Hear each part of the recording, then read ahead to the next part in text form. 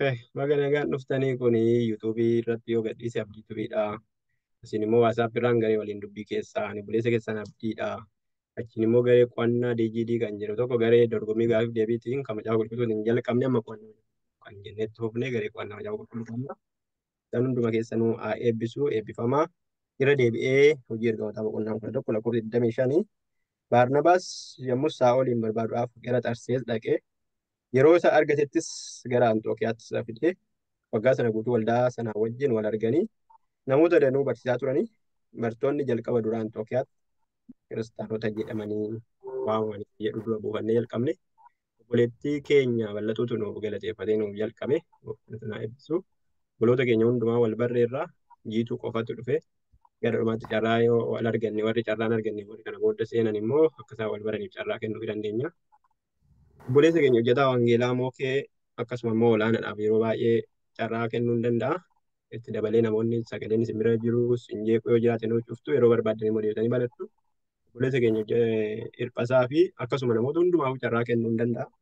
Carraan isinii kennu tokkoffaa bakka tokkotti waan tokko aada akka itti gootan itti dabaltan yookiin immoo gaaffii addaa wayii yoo qabaattanii namoonni kanaan dura isinii barreessan ture.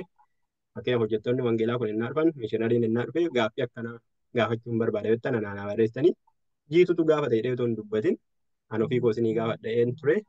So yoo barbaaddan gara kootti ergitanii ani isinii gaafachuu hin danda'a jechuudha. Otoo eenyummaan nama gaafatee hin beekamne jireenya tajaajiltoota maal fakkaata jedhuudha. Sagantaa marii keenya irratti waga gooftaa isin gargaaree nagaan dhuftan jechuun jaalladha. Obboleessa keenya mookee dhafan carraa dursaa kenna. Amma itti olaanan nu qophooftaa yeroo keenyatti baay'ee fayyadamna. Obboleessi keenya hojjetaa wangeelaati. Fakkattuu paastarii isin jenna. Piraaktikaalii akka isin jedhe qaamanis beeka. Yeroo dhiyoodhaas immoo anis hin beeku waan ta'eef isin wajjin taa'ee irraa baradha. Gara waggaa hundamu baay'ee tureera. So kan hin taa'ee irraa baradhe jechuuf. Gooftaan isin haa eebbisu hojjetaa wangeelaa mookeen akkuma duraan haftanii eenyummaa keessanutti himtan amma immoo daqiiqaa 2 yookiin 3 kan hin caalletti an hojjetaa wangeelaa mookeedha jettanii nu jalqabdanii waan ammatti hiftanii waan hojjettan erga nu kaastanii namoonni kun isin baranii booddee gara gaaffii fi deebii irra isinii qabnutti deemna. Gooftaan isin haa eebbisu. Tajaajila wangeelaa Mokonnin Margaan jedhama.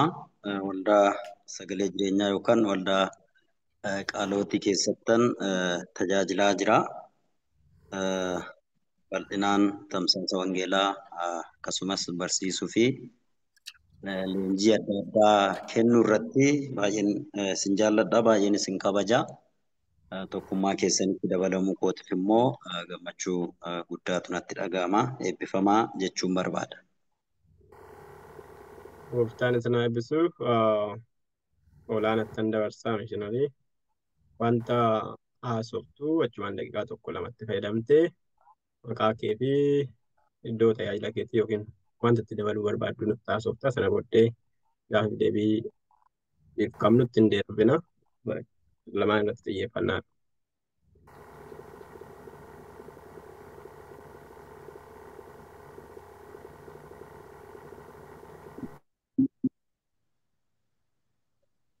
Nagama miti?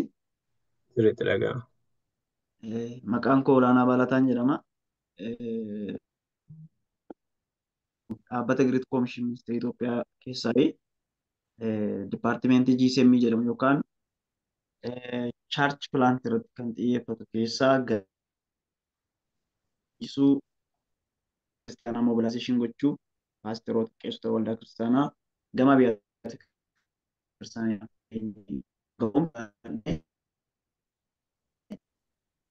gadi ba'anii bara kana keessumaa irratti xiyyeeffadhe kan hojjechaa jiru. Gabaabinumatti amma kanadha. Yaa'u ani start kaampaas ministeerii Giriit Koomishinii keessaa kanan tajaajilaa ture waggaa dheeraadhaa fi meebii hirphasaafaa namoonni kan biroo yoo jiraatan na beekuu danda'u kaampaasii irratti iddoo garaagaraa irratti akkuma kaafame jechuudha. Yaa gabaabina amma kanadha. Amma kanaan jiru immoo Naqamteedha.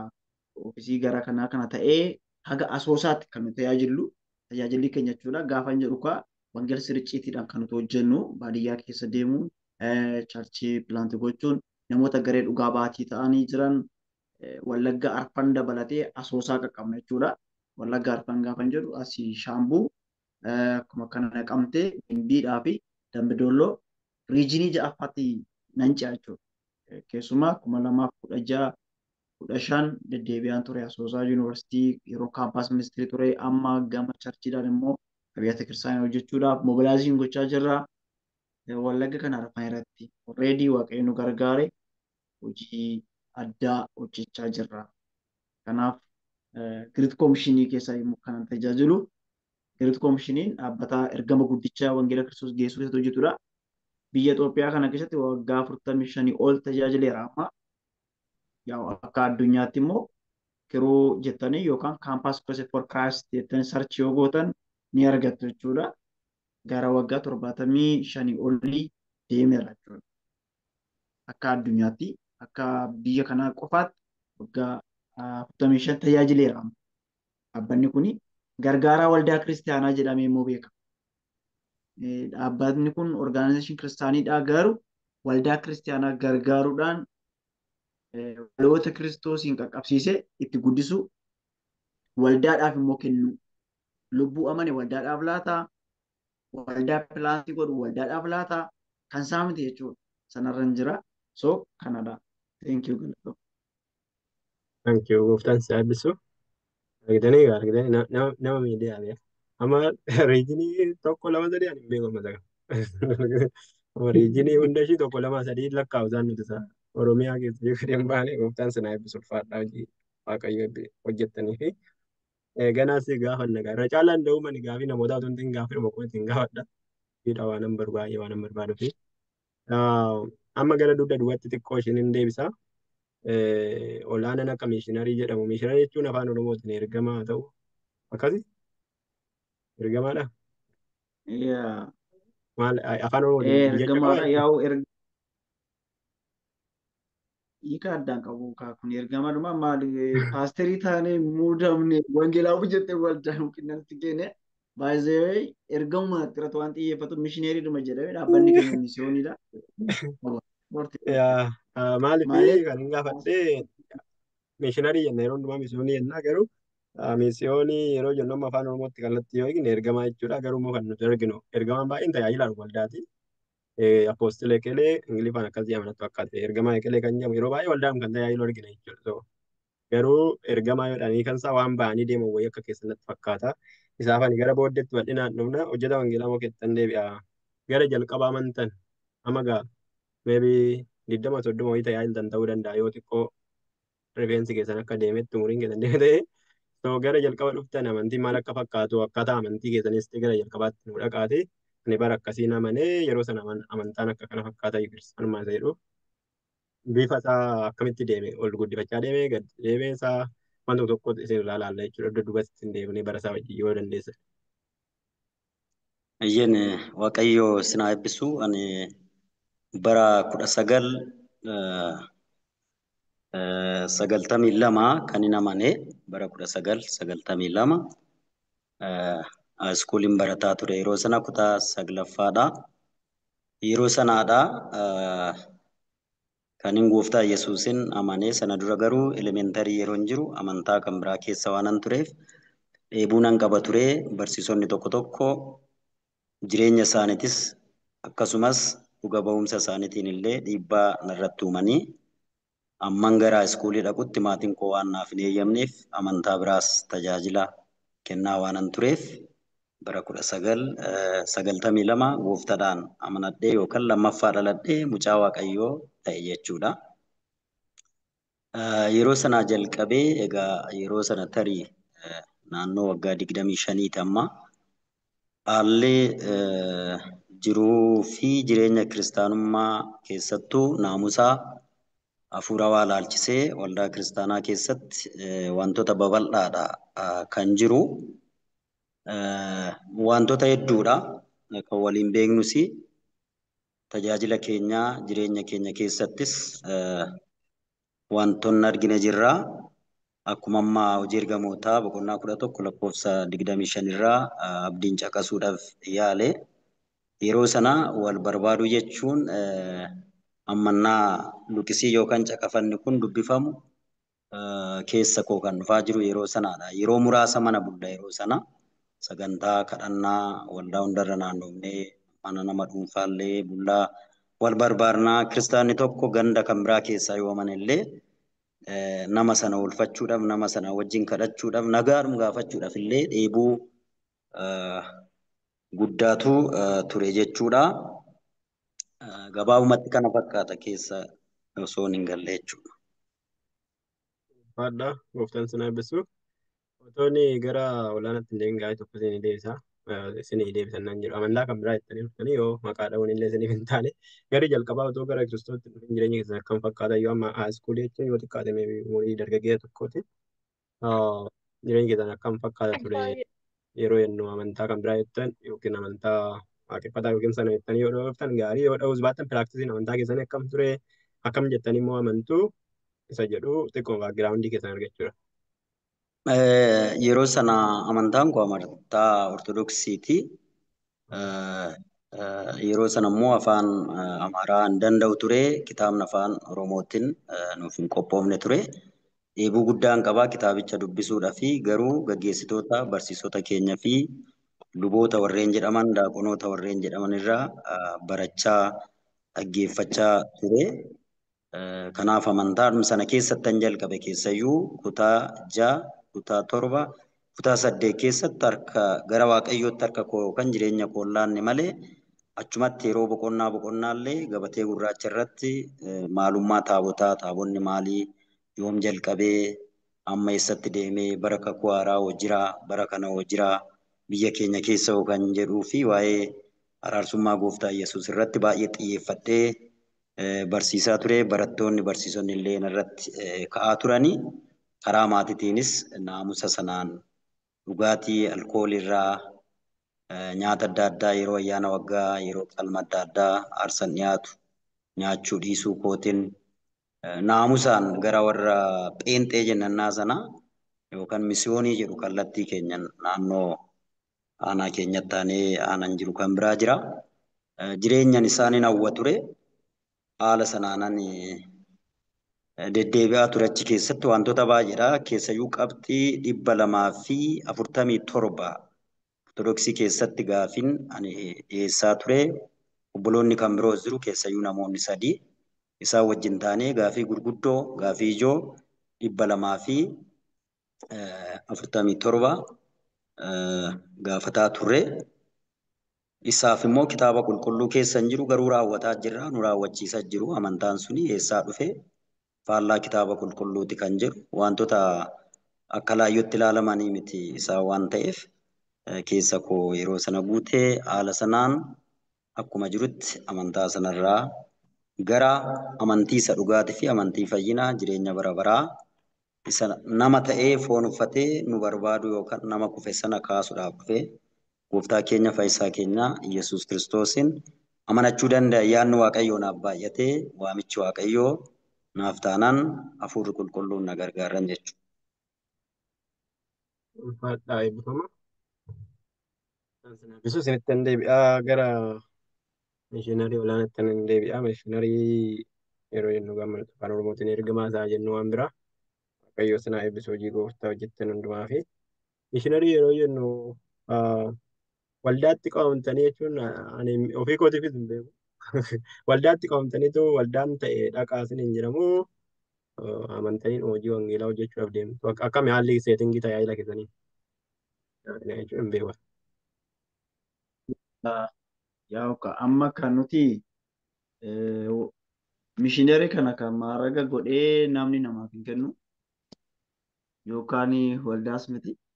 Nuti dhaabbatuma misiyoonii keessaa waan tajaajiluuf almost staafiin keenya hunduu mishiinariidha. Hunduu dhugaa ba'a waan ta'eef gadi ba'e. Amma tajaajila waldaa kootti tajaajilaadha jechuun waldaa koo gaafa hin jedhu waldaan ani hirmaannu waldaan lookaal charchii ta'e waldaa biraana kiristoosidha. Lookaal charchii hundi keenya waldaa garaagaraa keessaa hojii kanaaf istaafidha. Gara Great Commission'itti dhufuun durayyuu baakgiraawundi isaa gaaffii mataa isaa danda'edha. Akkamitti gara Great Commission'i dhuftee akkamitti istaafii kanaa taate wanti jedhu jiraachuu qaba. Hojii kana hojjechuudhaaf ani gara Great Commission'iyyuu kanan dhufe jalqaba koolingii koo mirkaneeffateenidha. Nama hojii kan biraa teolojiidhaan barsiisaa macaafa qulqulluu kolleejjii kitaaba qulqulluu garaagaraa barsiisaan tureeni asuma Finfinneetti jechuudha. Yeroon barataa ta'ee ture waaqayyo kallattii sanaan na fide. So Great Commission kanan dhufeef immoo waamicha koo gara sana kan ta'edha. Kamitti kan jedhu barataa haayiskuulii yeroon kutaa 8 bara Great Commission tarmiiwwan kitaabolee 4 kan ta'an qaba. Yeroo sana kana kitaabolee arfan sana leenjiseetu dhugaa ba'umsa bobbaasa. Dhugaa ba'umsa bobbaanaa jechuudha. Namoonni sun immoo ergama kana qabatanii ba'anii Kiristoosiin lallabu. Wangeela Maatiyus boqonnaa 28 lakkoofsa 18 hanga 20tti barreeffamee kan jiru. Dhaqaa gara biyya lafaa isa jedhu sana qabatee ba'a jechuudha. Dhaqaa kan jedhu kun atis mishineeriidha. Atis tajaajilaadha jechuudha. Amma kanaaf የሆነ የተቀባ ምናምን wanta jedhan sana miti. Akka isa miti jechuudha. Waldaan kiyya ani biraana Kiristoos jedha. Waldaa biraana Kiristoos lookaal charchii keessatti gooftaa fudhadhee maatii azaabii keessaan gooftaa argadheeni. Baran kutaa 5 baradhuun gooftaa fudhadhe 2003 barataa kutaa 5ti. Barsanan gooftaa argadheeni. Faasigaa barii nooma gara fuuldura kanaa jechuudha. So amma gara waggaa ta'e wayii lakkoofsa irratti fakkaate. Waggaa 10 wayii ta'uu hin didu 2003 bakka normaal. Maatiin koo waaqeffataadha. Maatii qaalichaa keessaa karaa dhugaa ba'umsa namaati kanan dhufe. Nama dhuunfaa dhugaa natti ba'e Kiristoosiin. Guyyaa sana kaasee Kiristoosiin nan argeen dhugaa ba'umsa nama sanaa yaadadha. Gooftaa Yesuus Kiristoos dhonqaa irra hin caala jedhee dhugaa naa ba'e. Dhuguma barsana kana yaada namni kutaa 5 ga'ee maraata iddoo dhaloota kootii keessaa. Namni kutaa 5 kutaa 8 hin darbu barataan. Kutaa 8 ga'anii namoota baay'ee maraatee galee ture dargaggoonni. Barumsa waan hin danda'uuf mucaa sun kallattii kanaan dhugaa natti ba'e Yesuus dhonqaa'ee caalee laphee koseen. Kazaa nan murteessanii maatii kootiin galee kana san yoon jedhe xiqqoo rakkoon moor natti waan cimuuf kallattii mana waldaa deemee amane sanbata guddaa jechuudha. Torbee faasigaatti kazaa dayinnatii kottaa baradhaa jedhanii cuuphaa sada sana waamnaan dhaqee aga ji'a tokko otoo nan galmeessinan taa'e ji'a tokkoon booddee maqaan kiyya galmeeffame.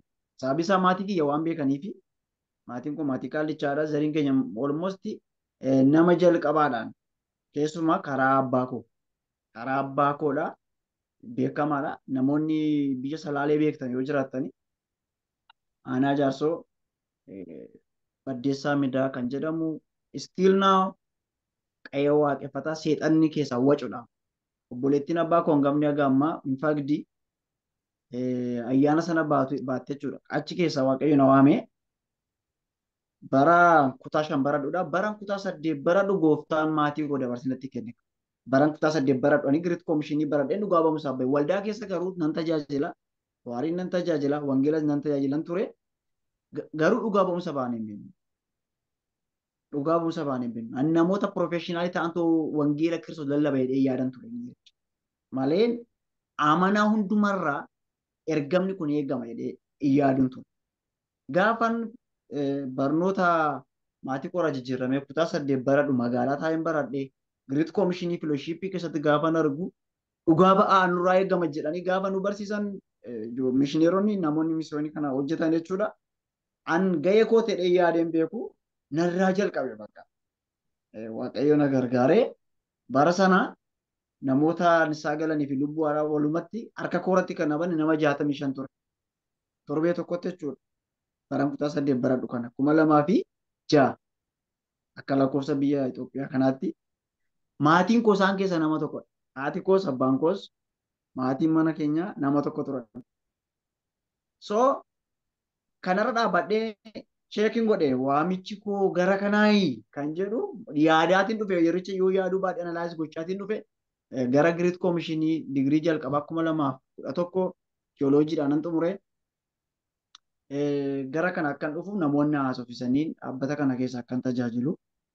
Anis waamicha koo dhaabadheen ofirratti yaaduu qabee 2011 eebbifamee 2012 itti fufee tajaajilaa 2013 intern staffii Great Commission ta'ee gara Finfinnee dhufe.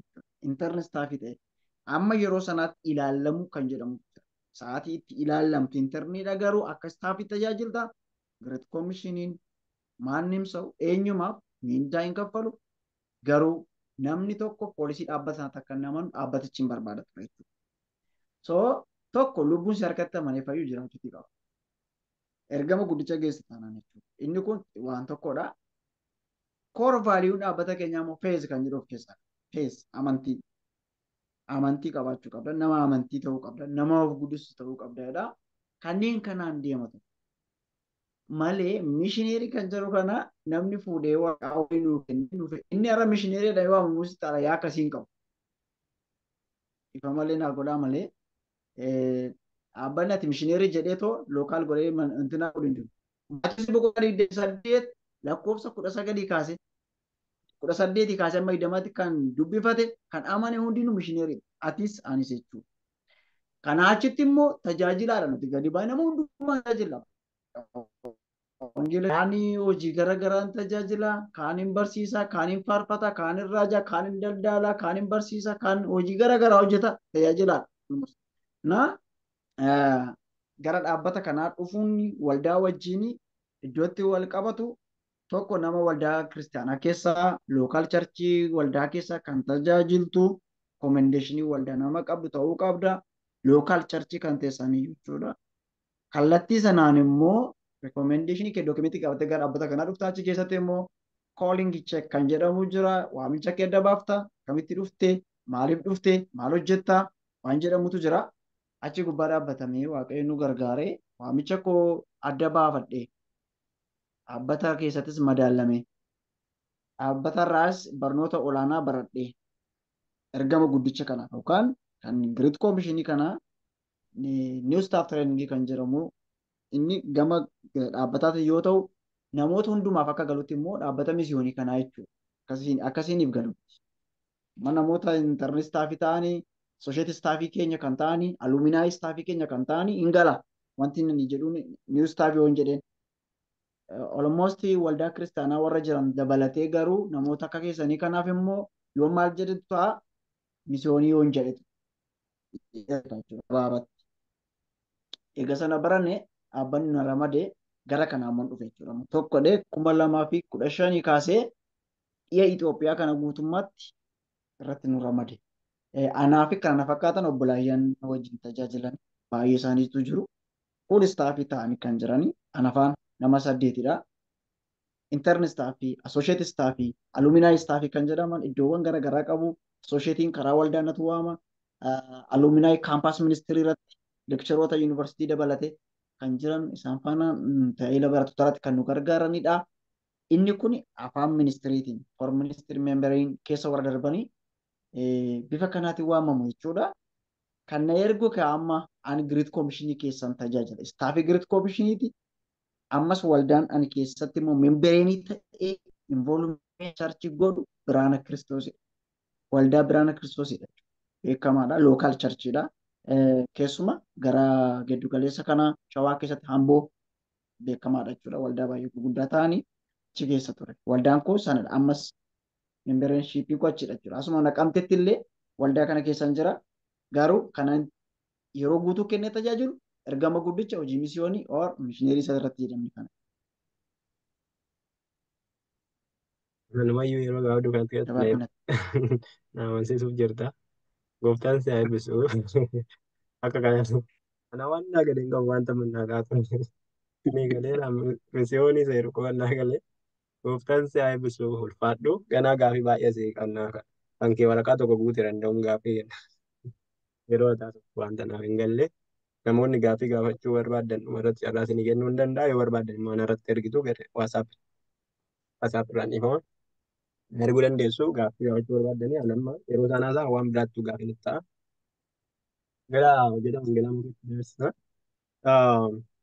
Gara jalqabaa amma nutumtuu warri dhiyeenya gara wangeelatti dhufne waan mari'atama fakkaatu kana gara amantiidhaan jechuudha. Sanda'uun dhugaa bahuuf misiyoonii kan olaanaadhaaf dhiifna.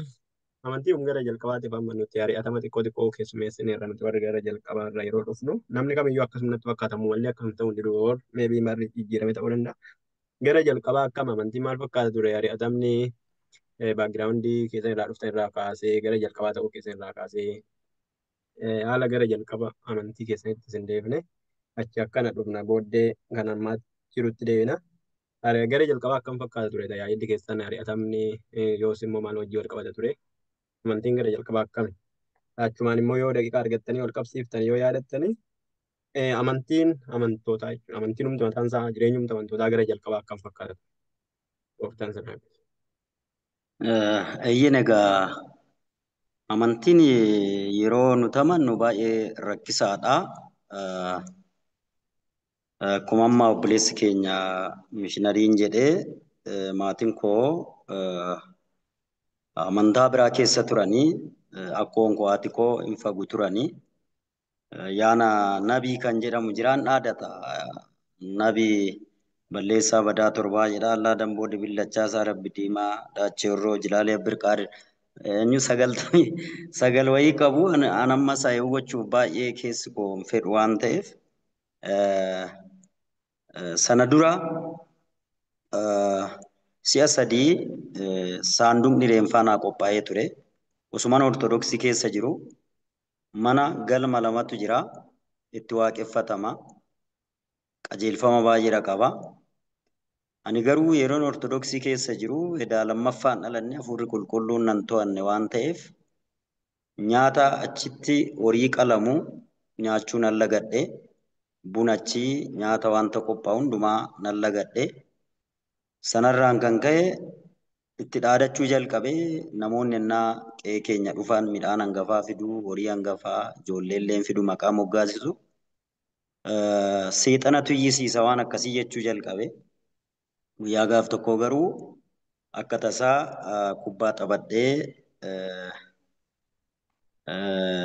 lagatti qaama dhiqadhee afaan na cufamee achumaan nan galee ji'a lama guutuu na dhukkubee ji'a lama toon nyaata dhugaatii otoon namnamin tarii afaan koo ilkaan koo waan wal ciniineef banamuu waan hin dandeenyeef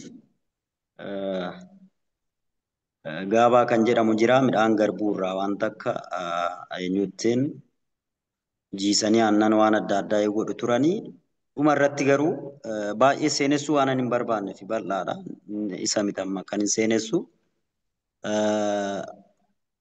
mana qaalluu iddoo gurguddaa hin dhaqanii dhuma irratti naannoo karaa gimbii jedhamu eker dubbiftuu wayiidhannaan kirrii citame fufuu hin dandeenyu inni already hin du'a waan ta'eef galaati qophaa jedhanii maatiin galanii hin qophaa'anii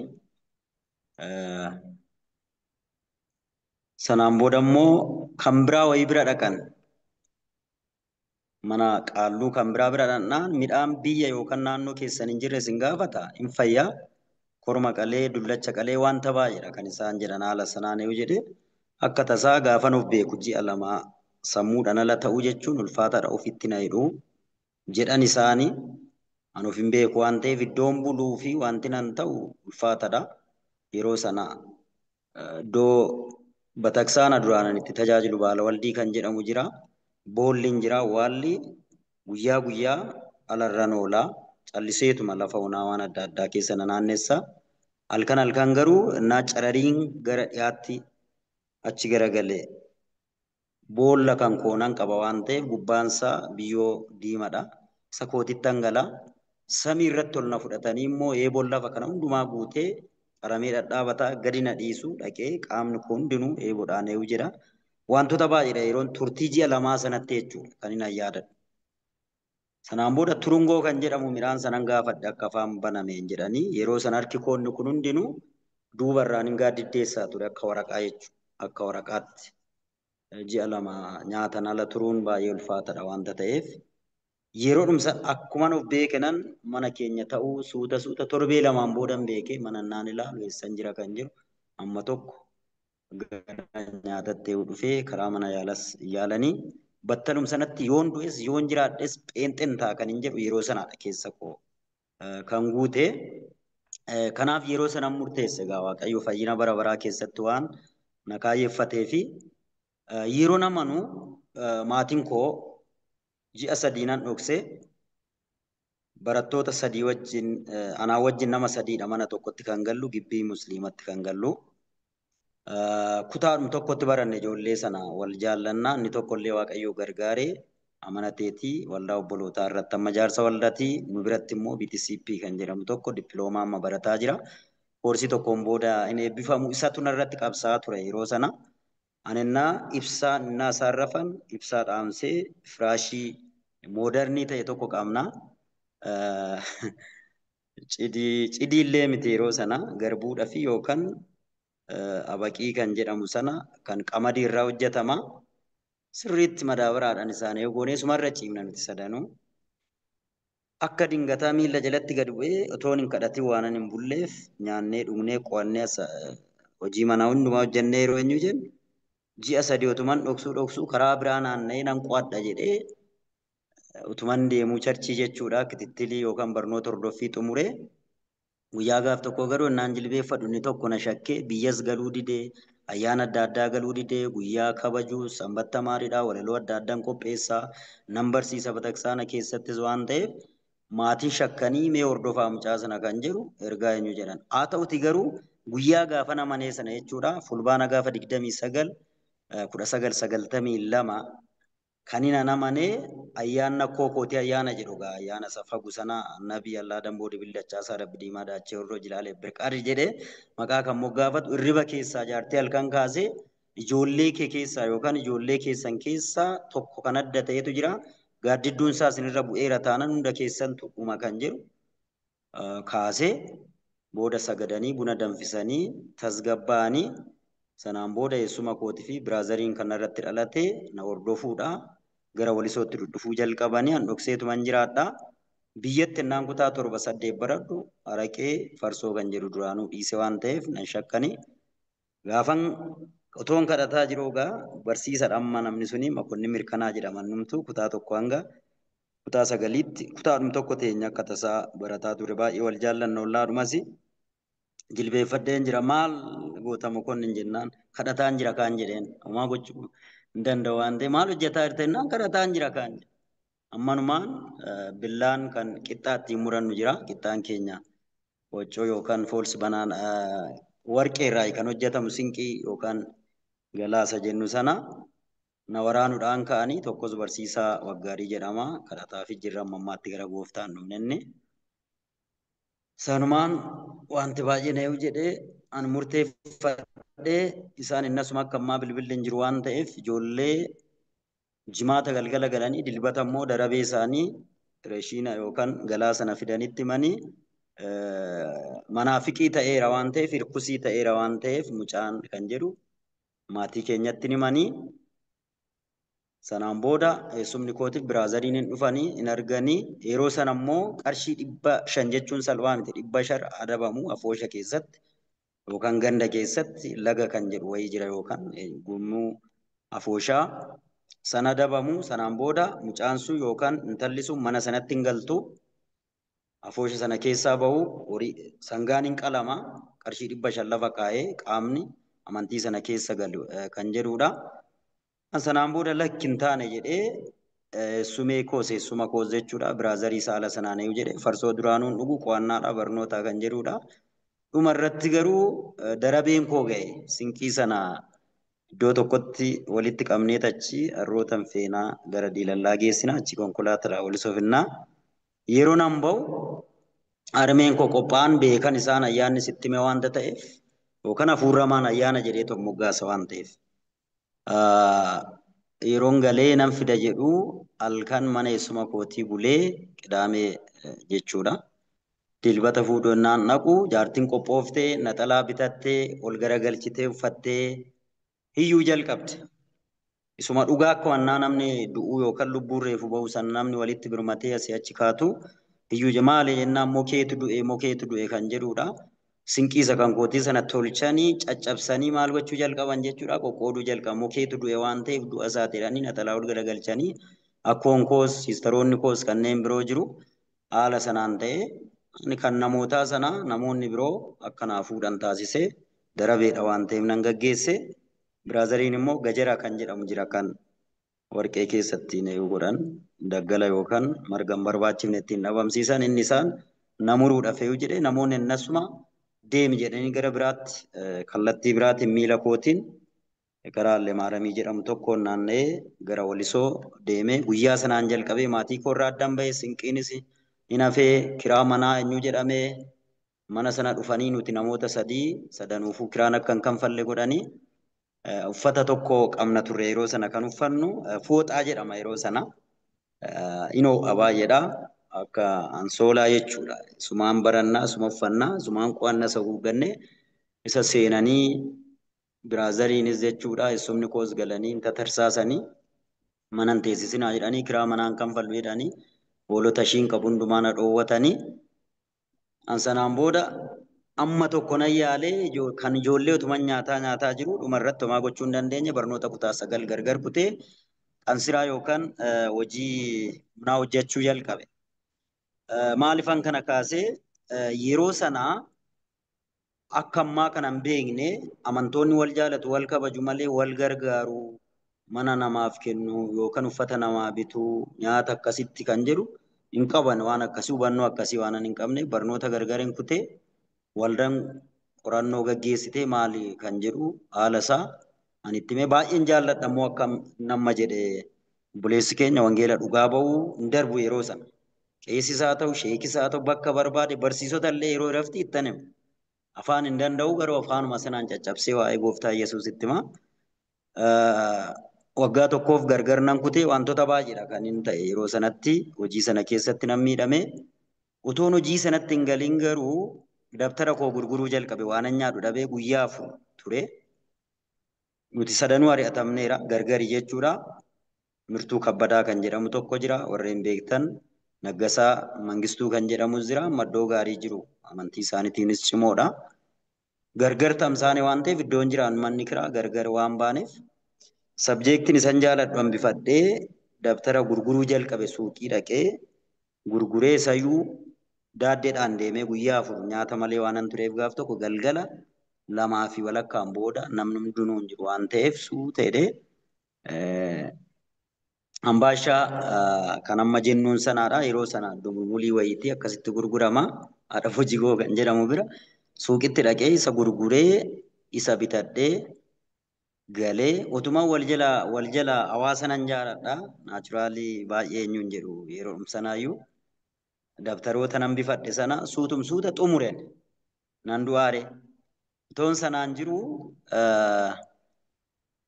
qansiraa akkan jalqabu karaa waldatiin namuun gimbanyaan tokko jira waan ta'eef boolla birrii tokkoon qotama 60 seentidha yeroo sana qilqatiinsaa mana najaaran haala sanaan keessa galee utuma amantiin koonatti mi'a maatirraa gargar ba'eera haala sanaan utoo hin jiru gara cuuphattis nan dhufee nan cuuphamee barnoota duukaa bu'ummaa nan baradhee kanneen biroo eenyuun jedhee tuman sana jedhu amantii kootiin nan cimee maatiin achiin cimanii qabeenyaa koo ishiin qabu hundumaa barbadeessuu jalqabanii haala kanaan dabarsee dhufee garuu amantoonni yeroo sana na qabanii amantoonni waldaa keessa jiran haadhotiin keessayyuu gurmuun haadhotii gara waldaatti na fudhatanii waggaa tokkoon booda jechuudha waldaa akkan taa'u zabanyaa bira kutaa zabanyaa naa kenname ambaashaa taraa tolchanii naa fidu uffata naa bituu jalqabanii waggaa sattaanutti barnoota kootti akkan deebi'u waldaan guutuu wangeelaa koonkon kan jedhamu jira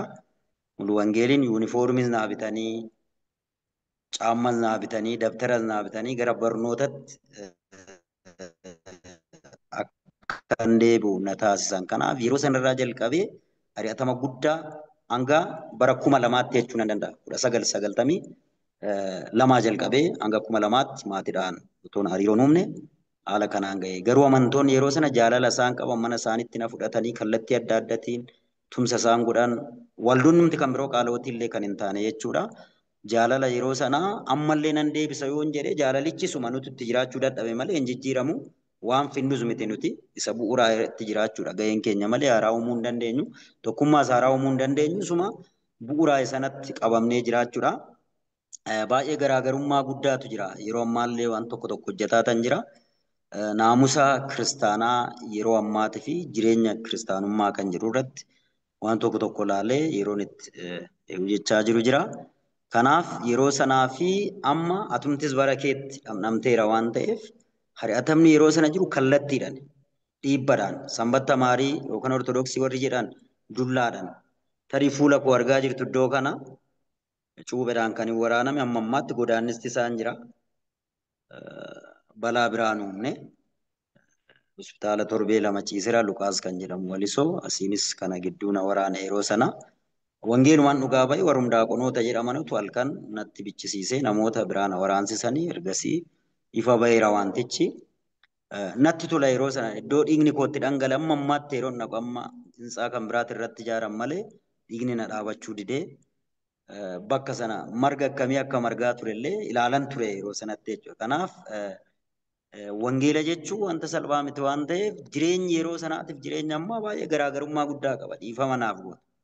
Yeroo itti kophaa koo filadhu yookaan hafuurummaadhaaf illee icciitiidhaaf illee namaan mari'achuudhaaf illee yeroon sana tajaajilaa jiru illee gara kwaariitti galee kwaarii yeroon tajaajilu uffata tokko qofan qaba.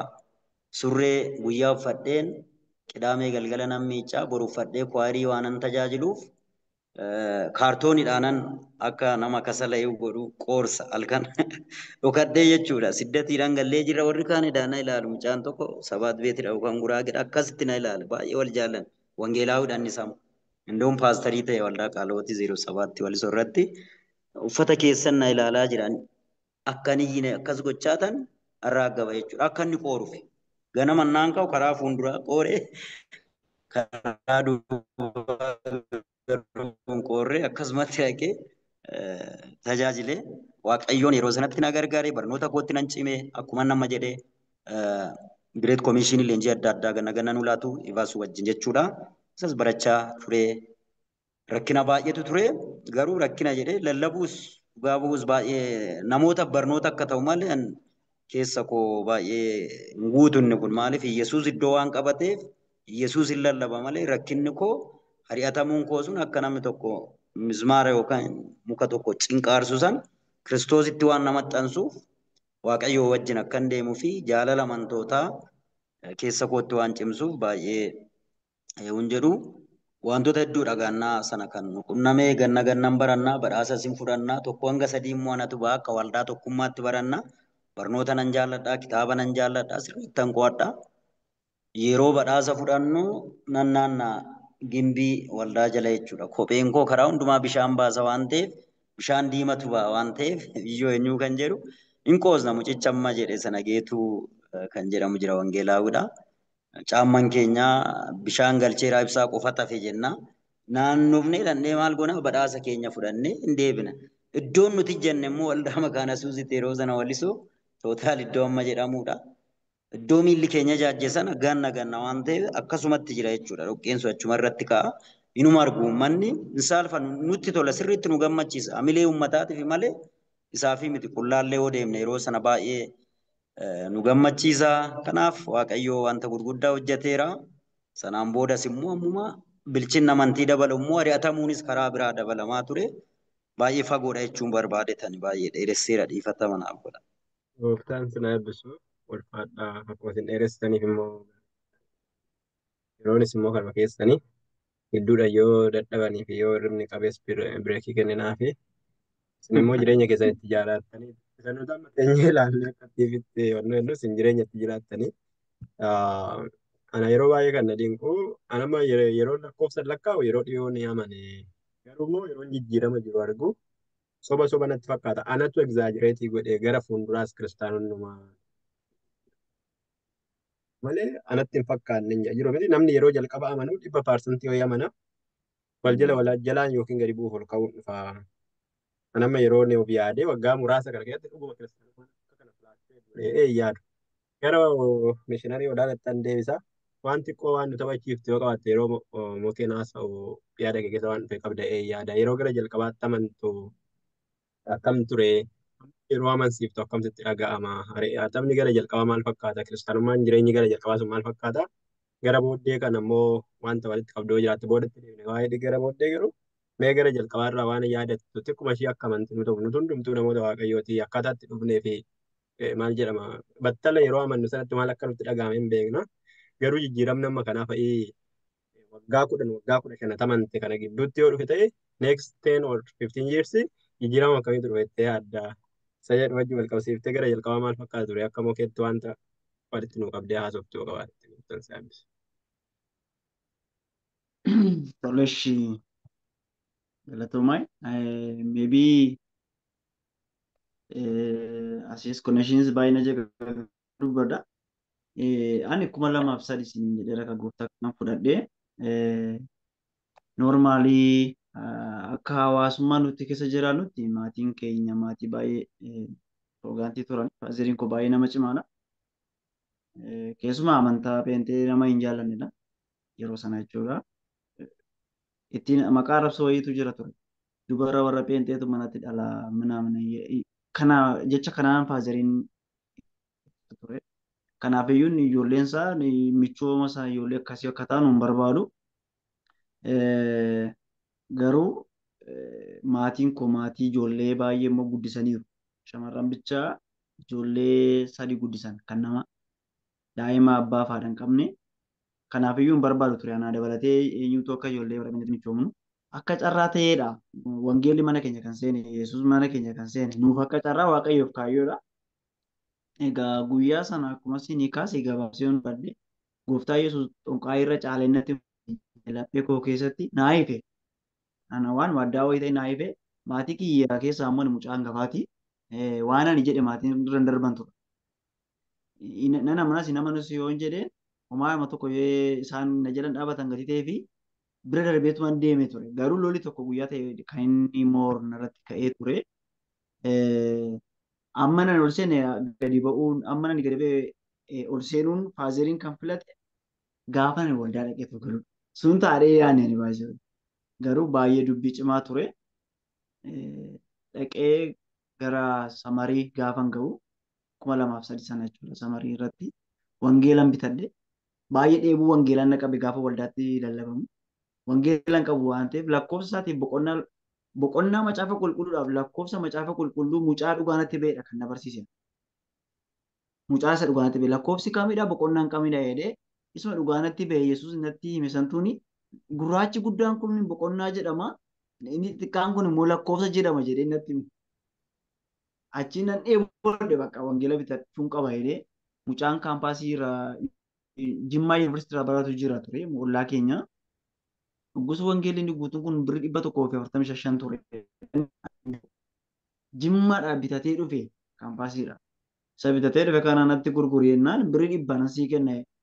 Mana barumsaa tokkoffaan ba'an ture badhaasan qaba. Maatii koo biraayi. Manni barumsaas maqaa kun hin badhaafamu turanii yeroo sana meebii iddoo garaagaraatti ta'uu dhiisuu danda'a. Mana barumsaadhaan manni barumsaa dorgomsiisee ijoolleen gaafa mo'an waan ta'e wayinii fudhatu ture. Manni barumsaa jechuudha. Akka mana barumsaatti sakshiniin ture. Kilaasiidhaa isa tokkoffaan ture. Badhaasan qaba iyyuu.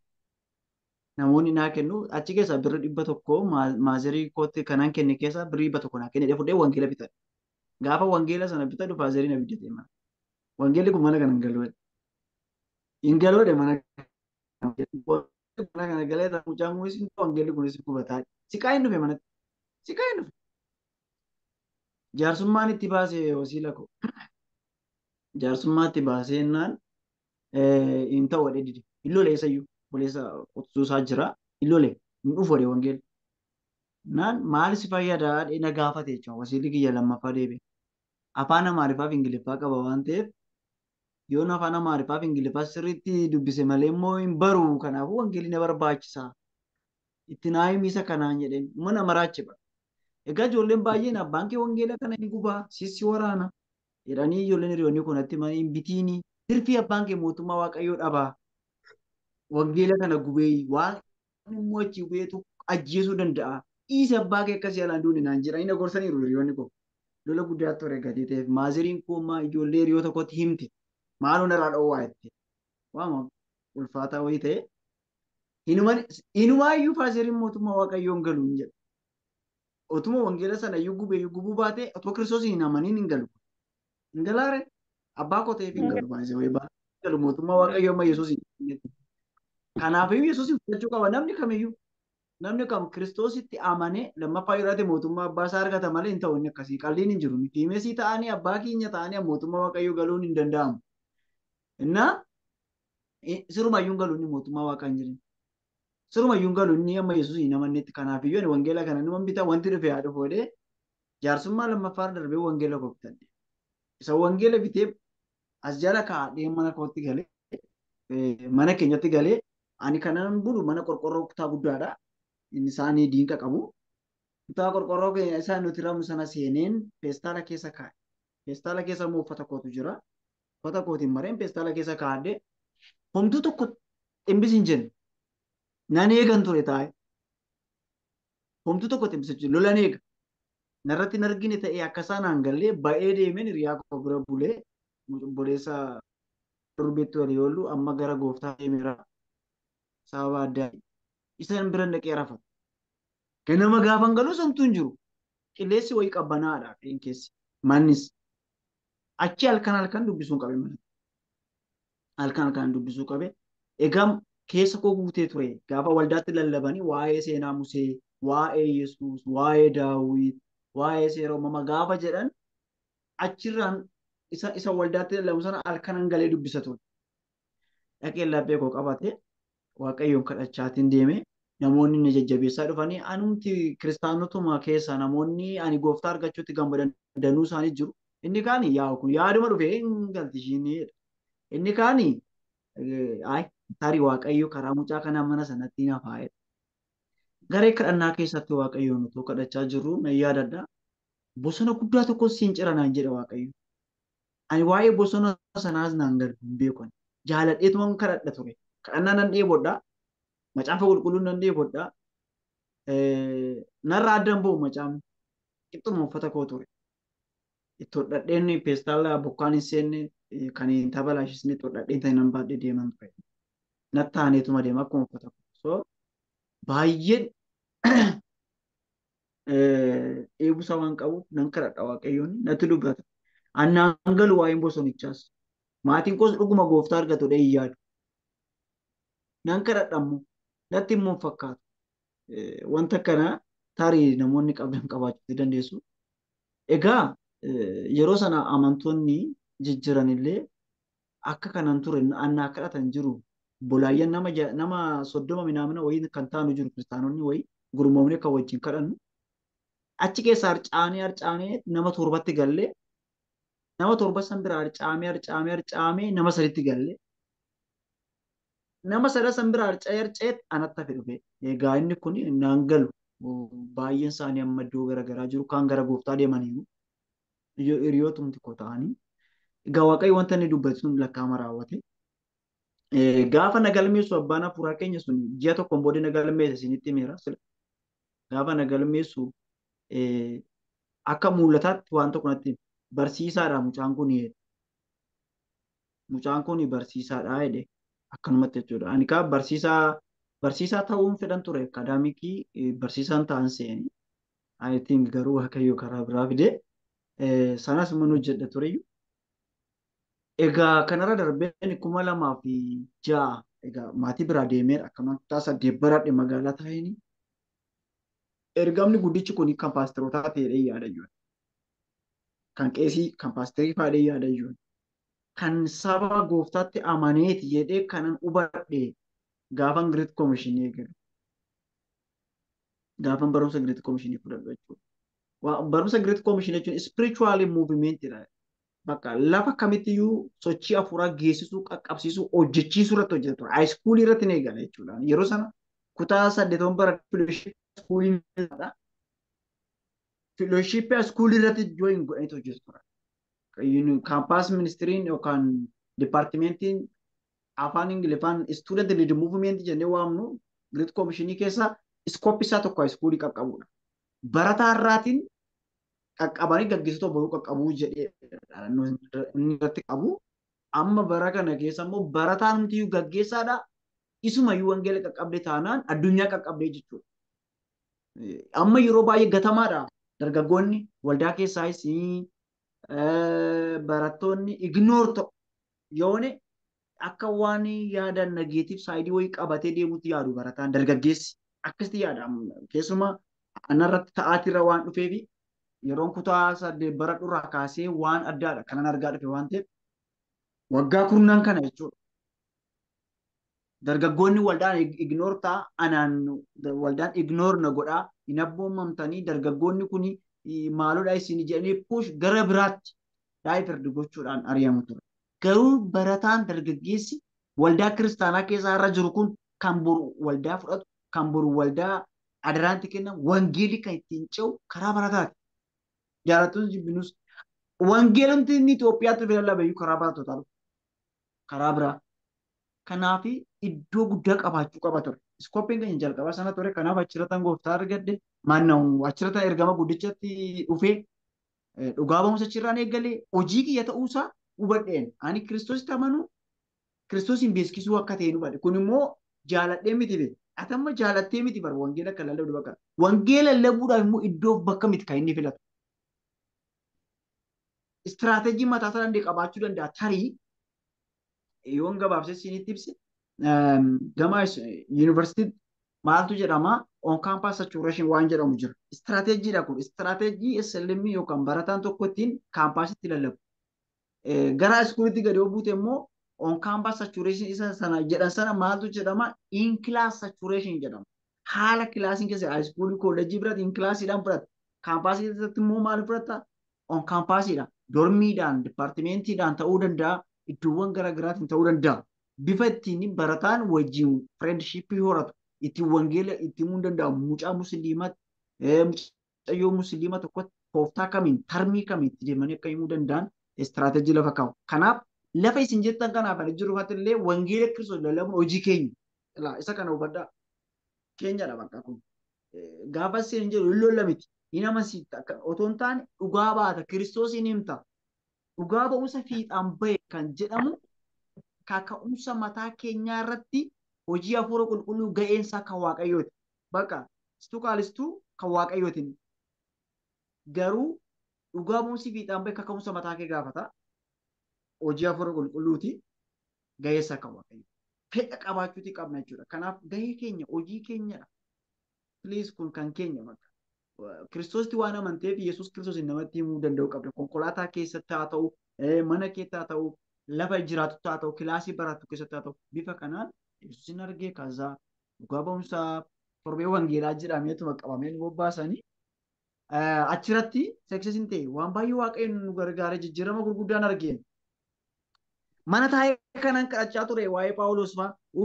Yaa waaqayyo dallakkaa Phaawulos fa'aa akkas ta'anii akkatti dhibaman fayya akkatti hafuurri hamaan keessaa iyyee bahee kan jedhan goodaatan bahee arge. Nama 6 ta'anii ramadamne ture.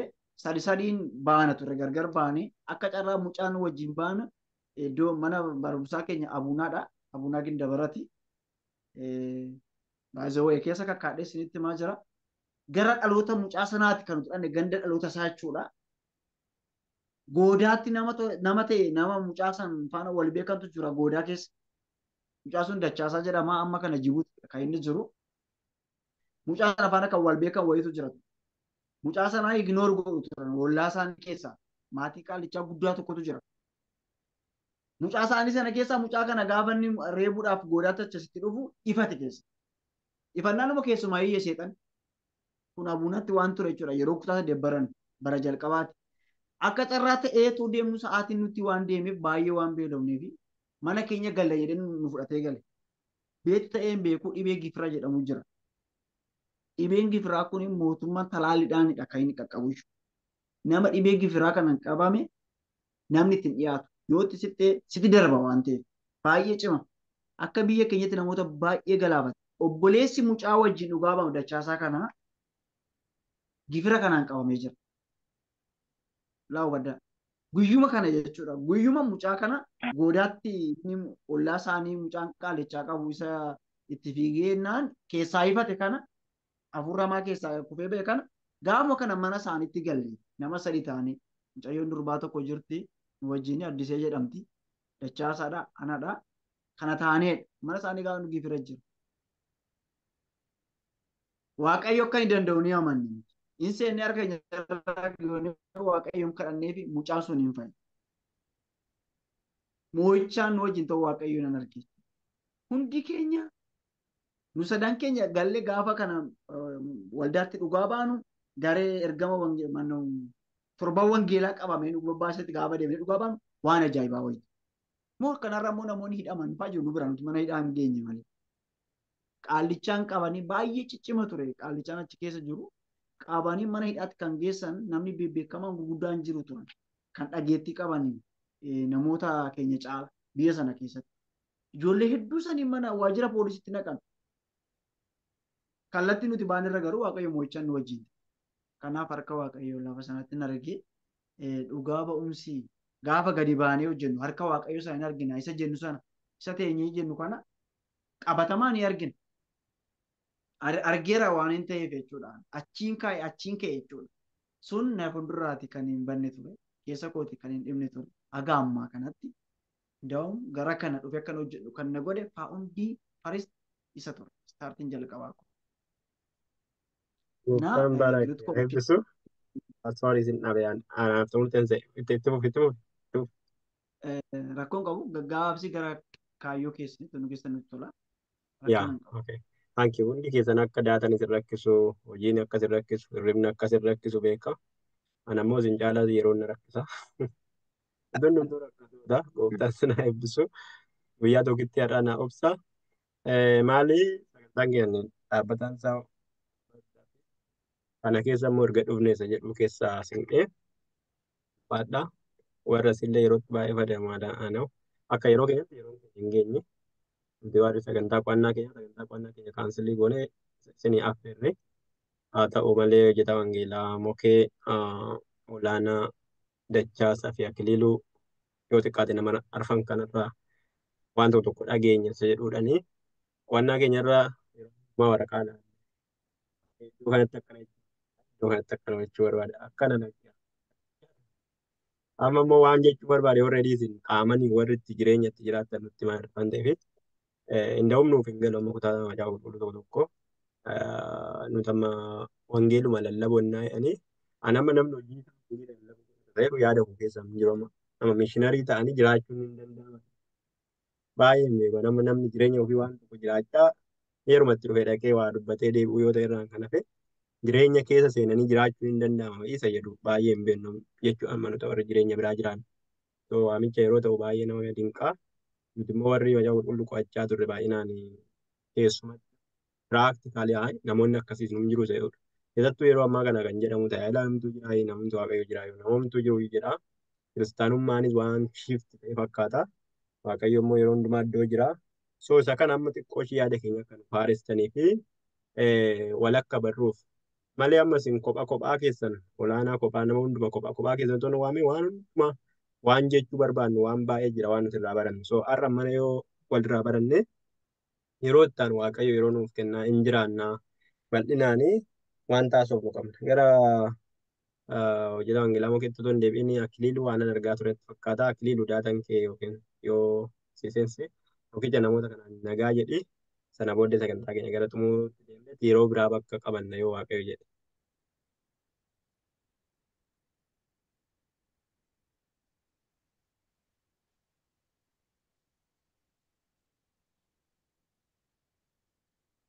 Akkam jirtu nageenyi keessan badhaadhaa Aanaa Akiliiluu jedhama.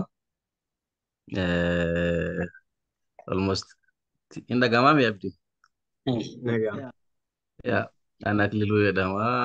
Namoota as keessa jiran kana namoo baay'ee mokee dabalatee mishiinara olaanaa almost warra waldaa waliin dubbii keessa waliin ture bara 2008 irraa kaasee bara waldaa waliin dubbii keessatti namoota baay'ee wal beeknach bara 2008 kan gara waldaa waliin dubbii kan Facebook irratti dabalame achirraa kaasee achi normally ganana dhufe jechuudha gara warra keessattuu warra waldaa dijitaalaa akka onlaayinii kan dhufe bara sana achiin dura normally jireenyuma lafarraatti waldaa lafarraatti kan inni tajaajilaa ture. As onlaayinii gubbaa miseensa waldaa waliin dubbiiti. Lafarratti immoo dhalootumarraa kaasee guyyaa irraatti miseensa waldaa qaalii hiyootiiti. Achuma keessan tajaajilaa jira. achuma keessa hojjedhas, achuma keessan tajaajilas, achuma keessatti waaqayyoon gargaareeti gara na kaanii dhufne. Noormaali jireenyi kiyyaaf jireenyi hojjetaa wangeelaa mukeetii fi mishinar olaanaa xiqqoo garaagarummaa inni qabnu. Ani inni gaafa gara gooftaa dhufu maatiin kiyya gooftaa fudhataniiru. Innaa iddoon dhaloota keenyaa noormaali moo asirraa gara Finfinneerraa nama Finfinneen jiraadha. Finfinneerraa gara kiiloomeetiraa yoo xiqqaate 400 ol fagaata. Gujii gara gujii kana noormaali gaafa abbaan kiyya gaafa wangeelicha fudhatu akka namni deemee wangeela gooftaa irratti lallabee wangeela fudhanne. Akka namni ati gaafa wangeela fudhattu namatti deemee wangeela sii lallabaami. Isaaf garuu namni wangeelatti lallabus hin turre namni wangeela lallabeef hin jiru.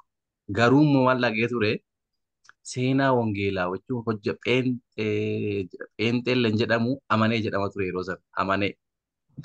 Amanee maqaa warra amanee jedhanii maqaa akkasii qabu. Amanee warra amanee tokko akkasii oduu isaa dhaga'ee ture. Na oduu sana keessaati maal jaalatu maal jibbu amalli isaanii akkamii haalli jireenya isaanii akkamii maamma taa'ee seenaa isaa qora seenaa jaraa qoratte seenaa warra amanee kana jechuun warra gooftaatti dhugeeffate jechuudha. Maal jaalatu laati maal jibbu fedhiin isaanii akkamitti jiraatu jireenyi isaanii maal fakkaatu maal jiru gaafate ani jireenya akkasii jiraachuu hin danda'u. Gaafa sana baay'ee abbaan koo olmosta abbaa irreeti humnaan bula namni isaan bulchu. Kanaaf waa'ee isaanii qoratee jireenya akkasii jiraachuu hin danda'u. Silaa warra akkasii waliin firummaa iyyuu qabaachuu hin qabu. Humnaan bula waan ta'eef yeroo sana mootummaan hin bulu humnaan bula abbaa irreeti. Na maatii keessaa immoo maatiin haadha kiyyaa akka amma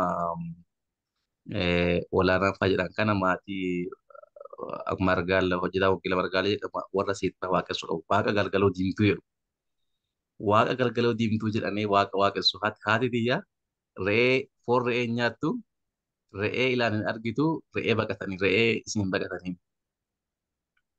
Achi noormaali waan hin goone hin qabu abbaan gaafa ani dhalatin hin dura waan hundaan godhu qabeenya namaa saamuu niitii namaa barbaadu humnaan fudhatu horii namaa humnaan fudhatu lafa namaa waan gaarii argannaan hundumaan fudhatu namni maaliif kana goote jedhee namni isaanitti dubbatu hin turre jireenya kana keessaati ka gaaftu guyyoota keessaa jechuun baroonni hedduun dabrane guyyaa tokko keessaa gooftaan gara isaa gaafa dhufuu barbaadu lafa inni duraan deemu namni biraa deemee nama kana maal godhuu qaba nama kana ajjeesuu qabdaa jedha tokko nama kana ajjeesuu qabdaa namni kun maalis godhee ajjeeftaa si biraan dhufne qabeenya kan tuqne waan kan tuqne sittu kana maa tuqne malee maaf nama ajjeeftaa isaan jedha yaan tokko jechuun sammuu isaa keessatti jechuudha beekaa dhufeetti haasaa tuntaan kuni koo bakka namti kun si tuffate ajjeestu maleedhaan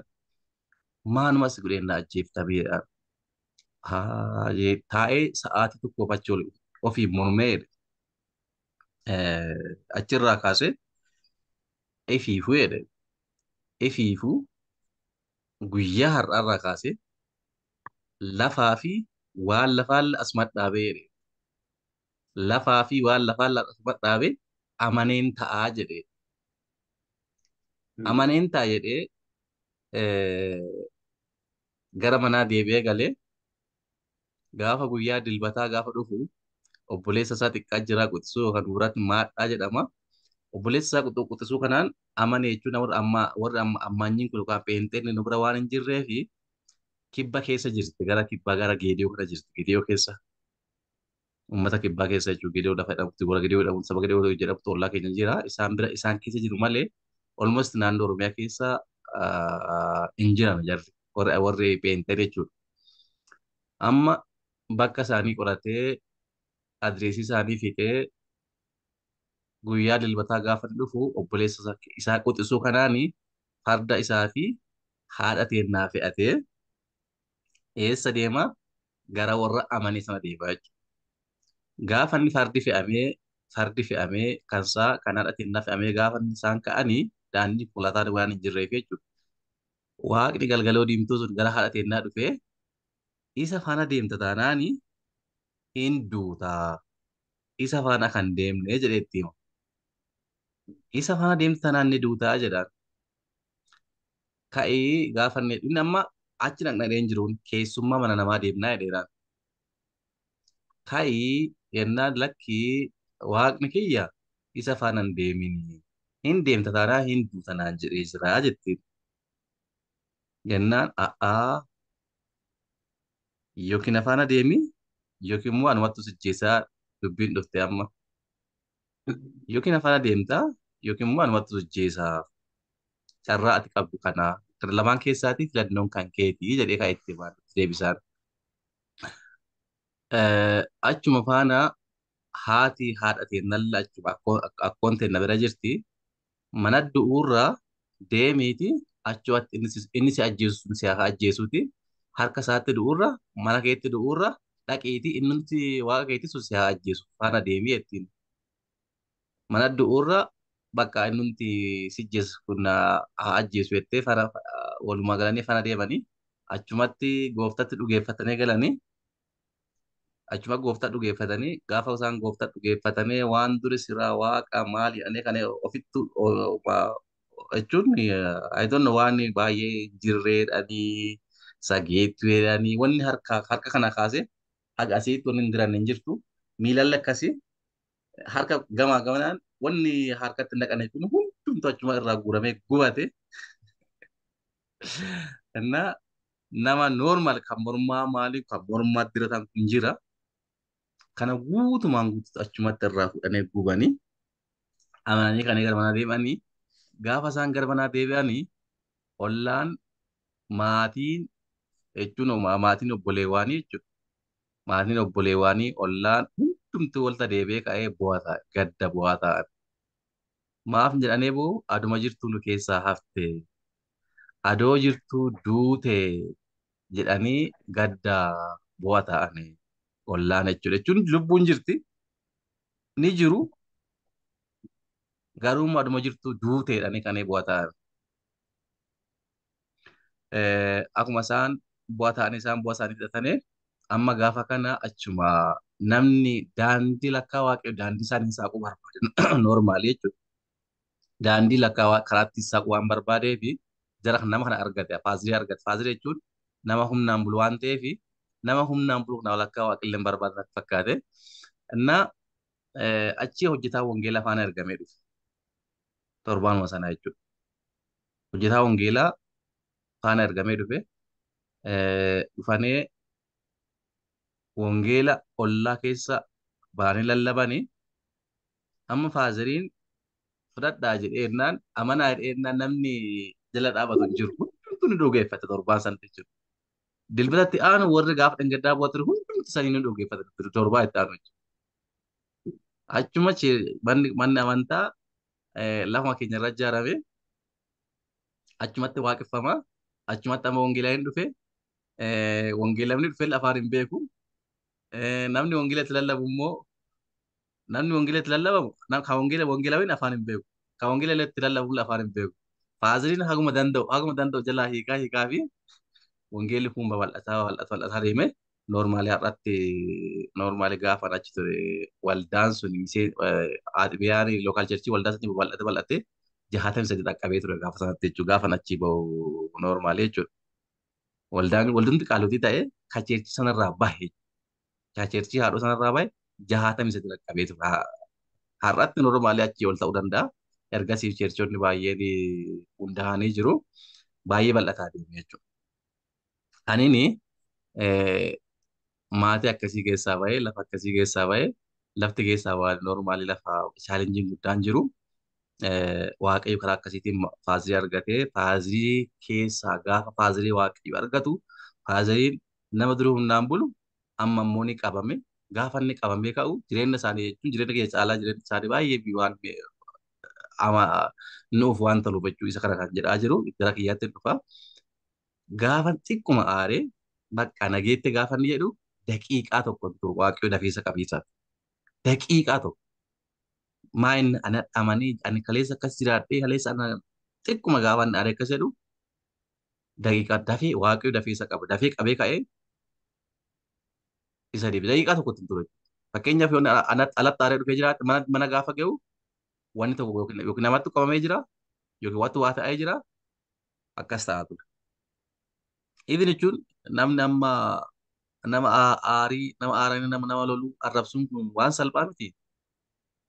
Haga jecha xiqqaa aaree inni gaafa dubbatee jiru wanni biraa ta'e jechuun bakka yookiin namni dhibamee du'aaf eegu daqiiqa muraasa nama dhibamee yookiin ijoolleen keenya obboleeyyan keenya dhibamtee du'aaf eeguun dhufee ka'ee dhaqqaba. Achiin duuba waan kaan dhiifa araara galaa namni kun mana yaalaan deemu akkasumaan fa'i. Kan yaadadhu jechuun normaali kan yaadadhu kan ofirratti kan beeku mucaa sadaffaa irratti dhalatutu jira. Haati ta'een ijoollee obboleeyyaan ta'e kan dubaraatu jira hangafoonni kiyyaa inni lolte guyyaa loltee kaatee galgala cheerchii deemtee bultii cheerchii qabu wal cheerchii deemanii bulanii mucaan daa'imni suni harkumatti qabama harka ishiitti qabamee gaafa ganama cheerchii dhufanu daa'imni du'aa fi jireenya gidduu jira. Achi isii waan kaan dhiifama hin yaadanne dhiifama araara hin galle gaafa dhufanii mana dhaqqaban daa'imni kun lubbuun keessumaa baate. Lubbuun keessaa baate jechuun qaba mucaa daa'ima xiqqaa lubbuun keessaa baate. Almost naannoo bara 1986 kan inni dhalate. Naannuma sana 1986 sana keessa inni sun jechuudha. Lubbuun keessaa baate bakka ayidee deemte lubbuun keessa. Namni amma boo'uu jalqabe. Namni iyyaa hin bu'aa daa'imni du'eera. Achi reeffa kaan lafa kaa'anii nama jaarsa waldaa wayiitu ture. Jaarsa waldaa kanaanii koottu jetteen koottu kaleessa ijoollee lolee ture. Araara hin galle ijoollee lolee araara hin galle koottu jetteen achumatti araara galte. Achumatti araara galtee dhiifama galtee gaafa seenii dhiifama galtee araara galtee kaatee waaqa araarfattee waan kan kaatu waaqayyo siif araaramu namni jedhee gaafa namni akkas afaan baratee ka'u gaafa si waan kana gara qalbiitti deebitee kaatu mucaan hangafa reeffi hangafa achi irfamee jiru kuni ayedhe fincaa'ee ka'e mucaan fayyaleessa ta'e. Isa an beeku jechuudha. Inni sadarkaa sanatti jechuun sadarkaa sanatti kan jireenya akkasii argaatti kan inni guddanne. Ani immoo eega guddadhe almost naannoo kutaa ja'a erga ga'eeti kan inni tajaajila jalqabe waldaa keessatti kutaa jaffaa irraa kaasee tajaajila jalqabe. Achii gaafa kutaa torbaa ga'u immoo mana barnootaa biraa deemee barachuu jalqabe. Achittis deddeebi'aa waan barannuu fi tajaajila waan kiyyeettuma fufee gaafa kutaa torbarraa gara sadii darbu immoo barnoota dhaabee gara biyya keenyaa kana warqee jira warqii qotuu jalqabe. Gaafa warqii qotuu jalqabu kana jireenyi amantii fi maallaqni dhufuu jalqabde maallaqni dhufuu gaafa jalqabdu anii fi amantii walirraa fagaachuu jalqabne. Ani amantiin gaafa walirraa fagaachuu jalqabne anama maallaqa argachaa walitti qaate bara sana warqiin irra giraamni birrii 8,000 9,000 10,000 tuni gaafa san giraamni birrii 50 birrii 45 birrii 50 an almost guyyaa walitti qaate giraama tokko qophachuu argataa oola. Walitti qaate birrii 50 ni argadha biyyaatti jechuudha. Torbaanti immoo gara birrii 300 argataa oola. Akka jechuun faashinii namni uffatu kamiyyuu daa'imummaa keenya uffachuu jalqabe. Koorri hollaan tiiviitiin dhufuu jalqabde. Gaafa kanatti xiqqoo ture gaafa hin jedhu. Waaqayyo maal na godhaa dhukkuba hin beekamneen na qabe. Dhukkuba manni yaalaa hin beekne, dhukkuba maatiin hin beekne, dhukkuba namni hin beekne dhukkubsadhe jechuudha. Manni yaalaa hin beeku, ani hin beeku, mana yaalaan deddeebi'aa qorichi hin jiru. Asii deddeebi'aa qorichi hin jiru. Maallaqni ani ittiin of tuulu kun cuftinu hin dhumte gaafa tokko. Hin dhumte qofa otoo hin taane ani amma bakka carraa an jireenyaaf lafarraa qabu akkasiin dhumte natti mul'atte. Bakka carraan du'uu kooti jechuun Manni ala deemee innaan qoricha naa kennu qoricha sanatti hin goru. Ani rafee hin bulu. Akkanuma taa'ee bula jechuudha. Olmas ji'a lamaa fi akkanatti taa'ee ka'ee bula malee akkas cinaachi jala lafa tuquu hin danda'u. Akka gama kamittuu ciisuu hin danda'u. Taa'ee hin bula ji'a lamaaf jechuudha. Mana yaalaan deemu qorichi hin jiru. Kadhannaan kadhatu deebiin hin jirtu. Anamma jireenya kee keessa kan jiru maa'inni waa'ee waaqayyo hin taane waa'ee maallaqatu keessa kee jira gaafa sana jechuudha. Kan an halkanii guyyaa yaadu waa'ee maallaqa sanaatti malee tajaajila gaaf tokko yaadee hin beeku waan isa ajaa'ibaati gaafa kana jechuudha. Maallaqa daa'imman itti bahe waan ta'eef.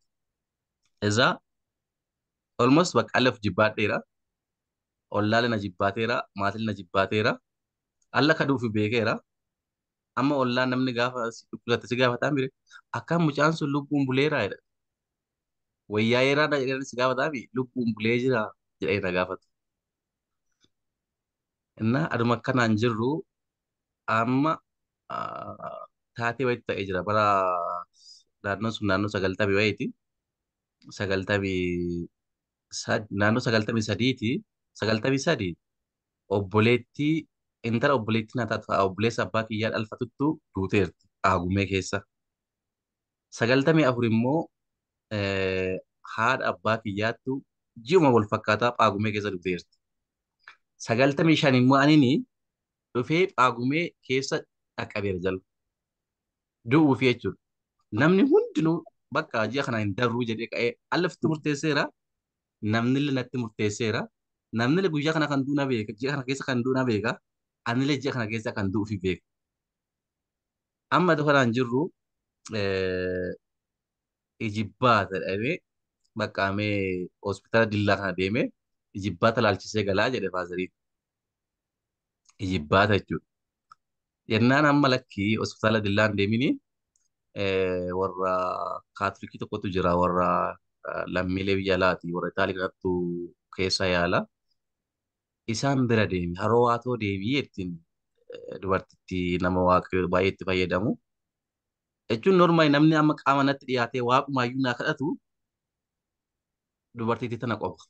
Haatiif abbaan kiyya natti hin dhiyaatan jechuun ittiin dhiyaatina dhukkubni isaan beekamu jedhamee haatiif abbaan obboleeyyan natti hin dhiyaatan narraa fagaataniiru. Dhukkuba kiyyatti hin beekamne dhuguma immoo itti murteessuu lafa hin qabne jechuudha. Aniyyuu hin beeku nama isaan hin beekan. In qufaa gaafa qufa immoo sa'aatii tokkoof walitti yoo xiqqaa sa'aatii tokkoo daqiiqaa 30 raawwachuun qufaa. Qufaa gaafa qufaa jechuudha. Baay'ina qufaa isaa dhukkubni isaan beekamu falli isaan hin beekamu. Achi ayyaa'ee lakkii achi hin deemini Dilla hin deemini gara haroo waatoo deemi warri sun yaala gaarii kennuu ittiin okee jedhee ganama guyyaan dilbata keessa illee guyyaa kennan isaati guyyaa Qiddus Qurbaaniiti. Amma dilbata kana ganamaan kaanee eessa deemna gara haroo waatoo deemna. Iddooma deemaa jirru ayitiin karaa kiiloomeetira 10 moo akkasii gaafa eega deemnee faaziliin akkasinaan jedhe gurbaa naan jedhe ati waaqa kadhattaayii naan jedhe jennaan waawwoon jedhe waawwoo jechuun miti jechuudha. Waawwoon jedhe maarree ofumaa of ajjeeftee maaf nama rakkiftaree naan jedhe. Maarree ofumaa of ajjeeftee maaf nama rakkiftaree naan jedhe. Jennaan anamma sa'aatiin hirriba keessaa dammaqe sa'aatii kana. Jireenya kiyya keessa an haga guyyaa saniitti haga sa'aatii saniitti wanni kiyya keessa ture an maallaqa laakkaa'u malee waa'ee waaqa kadhachuuti miti. Horii argadhe bakka horii kanaan jechuudha kan namni bashannanu yookaan akkasi jiraachuudha malee an haga sa'aatii sanitti waa'ee kadhachuu waa'ee tajaajilu waa'ee maaliif keessa kiyya jirtu. Jireenya haaraa arga ganaa daa'imummaan. Ergasii ani eessa jira jedhee gaafa ilaalu anini warqii qotuu keessa jira malee tajaajila keessa hin jiru mana waaqa keessa hin jiru yoo waaqa jedheeyyuu almost bakka maqaaf akkasuma jechuuf jedha malee keessa kiyya hin jirtu sun dhimmi tajaajila dhimmi waaqaa maalii sun keessa kiyyaa baate maallaqni biyyi lafaaf wanni bakka wanni warqiin keessa kiyya seen jirti. Achi dhaabadhee ka'ee dhiifama achumatti dhiifama galuu jalqabe. Dhiifama achumatti araara galuu jalqabe jireenya keessatti waaqa walitti araaramu jalqabe. Adaa yoo waaqa waliin araaramini fayyinni jiru nagaan hin jiru. Kaayedhu sana keessa kiyyatti daandii gubbaatti araara galu jaalladha. Ani amma sa'aatii kana waan isa ajaa'ibaa guyyaan ani dhukkubni dhibee kana itti qabame almost caamsaa gaafa 22ti. Caamsaa 22 irraa kaasee caamsaan jira, waxabajjii jira, nyaata akka ta'e ni nyaadha. Eh, Waxabajjii adoolessaaf hagayya garuu nyaata waan jedhan afaan kee keessa seenee jiru. Nyaata waan jedhame jechuudha. Nyaanni xiqquma nyaata xiqqoo tuqee naani hin diddiga. Afaaniif funyaan hin diddiga. Dhiigattu na keessa dhangala'aa ture. Gaafa jechuudha. Funyaan keessa fa'aa dhiigattu na keessa dhangala'a. Gaafa xiqqoo nyaata nyaadhee jechuudha. Nyaanni natti hin seenu akkasumaan jiraataa ture. Achuma ji'a xiqqaate ji'a lamaaf jechuudha. Kazaa dhiifama gaafan galee deemnee amma magaalaa tokkotti jira magaalaa aanaa keenyaati. Aanaa uraagaa jedhamti. Magaalaa kana erga seennee amma bakka mana nyaataa wayii seennee faaziliin beeyyaayineetiin nu ajaje. Nyaata gosa adda addaa kan nu ajajee gaafa na ajaju sa'aatii kana an fayyeera. Surprisingly sa'aatii kana an fayyeera. Inni kuma hin qabu an fayyeera. Keessi kiyyan nagaa horate amma. Amma dura waaqa wal dhabnee ture lakkaan hin beeku. Amma waaqa wal taraaramne qalbiin kee gara waaqaa deebite an fayyeera. Nyaatni gaafa dhufee ka'u an akkaataatti nyaadhe hin beeku. Normaalii beeyyadeetii tokko ajajinu ani akka hin nyaanne waan beekuu fi ofuma xiqqoo nyaatanii qaanee daandiitti aanu waan jiruu fi isa sana deemuudhaaf ofuma ajajan. An akka itti nyaadhe hin beeku nyaata daqiiqaatti hin turre hin fixe. Akkas na ilaale gurbaa dhukkuba moo qilleensa si dhibee naan jedhe. Dhukkuba moo qilleensa si dhibee naan jedhe. Ani deebiitti hin deebisne waan ta'eef normaalii deebii negaatiivaa iyyuu hin deebisnu. Ani guyyaa sana deebii akkamii akkatti deebisan beeku malee amma nyaata biraa ajaje. Nyaata biraallee gaafa ajaju lakkaa inni taa'ee na daawwata. Ana akkuma kaan xumur dafee jalaa fixe gaa. Bakka isa ajaa'ibee kee dhukkubaa miti qilleensatti si dhukkube malee kee dhukkubaa miti naan jedhe yookaan jechuun akka waan ani yookaan beekaa fi dhukkubsaa ture waan falletti fakkaate jechuun isaan galle dubbiin. Ani ammoo aga karaarra deemu kana waaqa wal taasaa dhufeera. Amma ani hirriba dammaqeera waaqa wal taasa'u jalqabeera. Marii waaqa waliin jalqabeera. Waaqa eeguma waaqa walii haasa'u jalqabe ani fayye.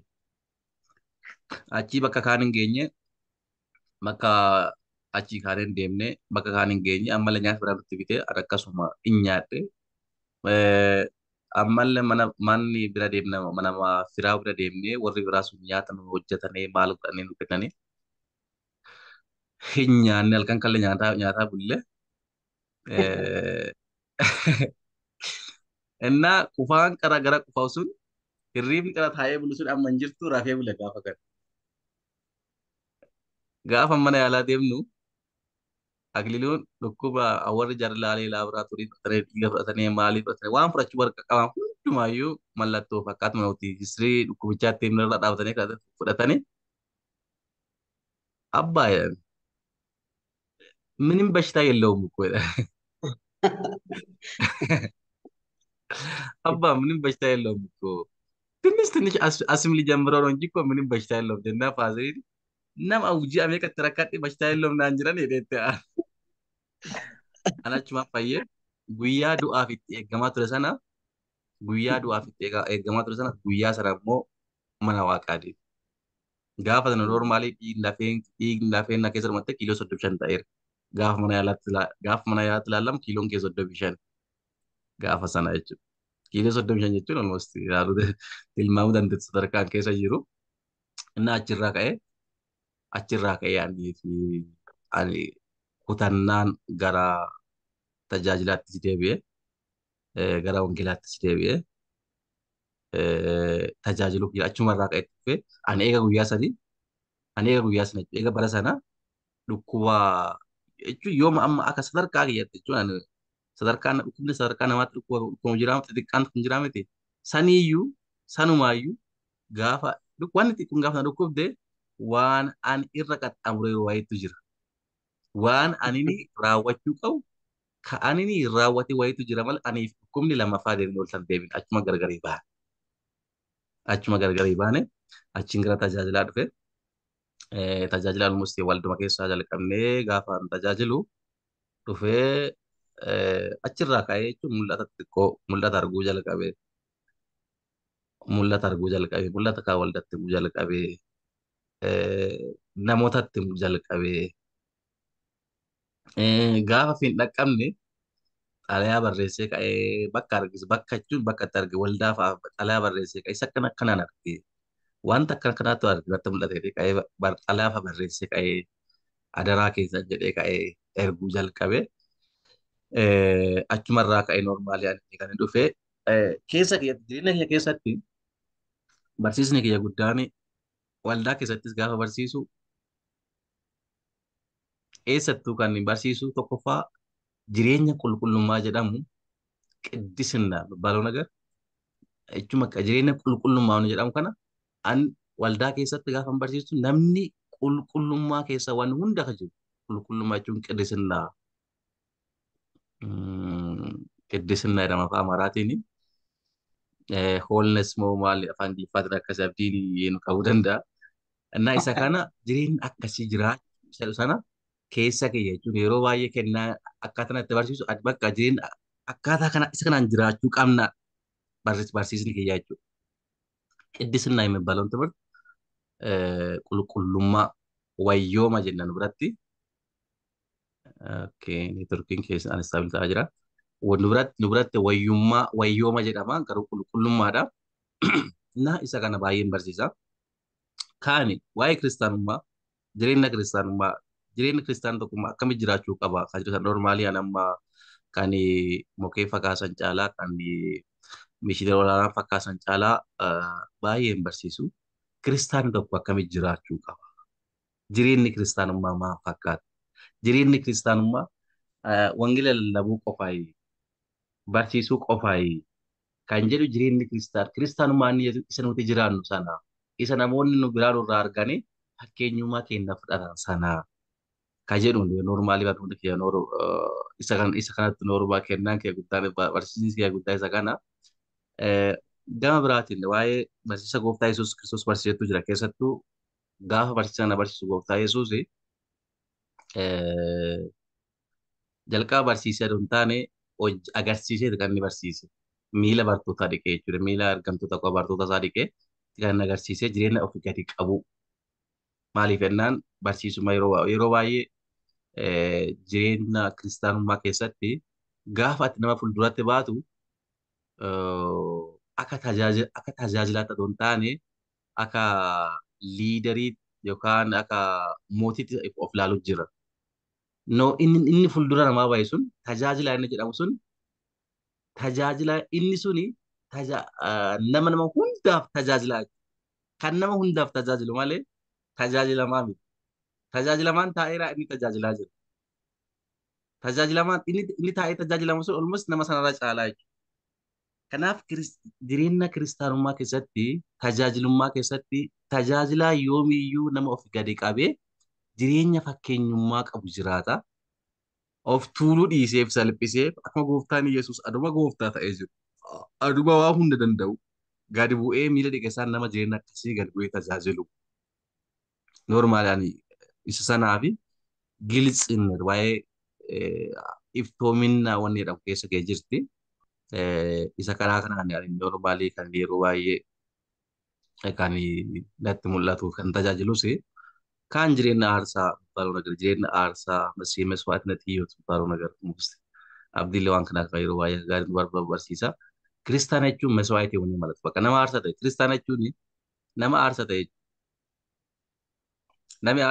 namni tokko aarsaa ta'e jechuun wanni aarsaa tokko beektu laraasuu hin oolu ማለት ofiin jiraatu mini wanni aarsaa ta'e kiristaana jechuun መስዋዕት የሆነ nama aarsaa ta'e ofiif miti jechuu kan jiraatu. ከራሱ አልፎ ለሌላ ነው ማለት ነው። እና ክርስቲያኑማ ኬሰ ማልቱ ጅራ አርሰ ታውቱ ጅራ ኑቲ ኬሰቱ ኤጋ ጩባም ዲያስ ኤጋ አዋለም ዲያስ ጩባዎቹን አዋለሙ Kiristoos waliin tokko ta'uu jechuudha. Ofirraa bahuu jechuudha.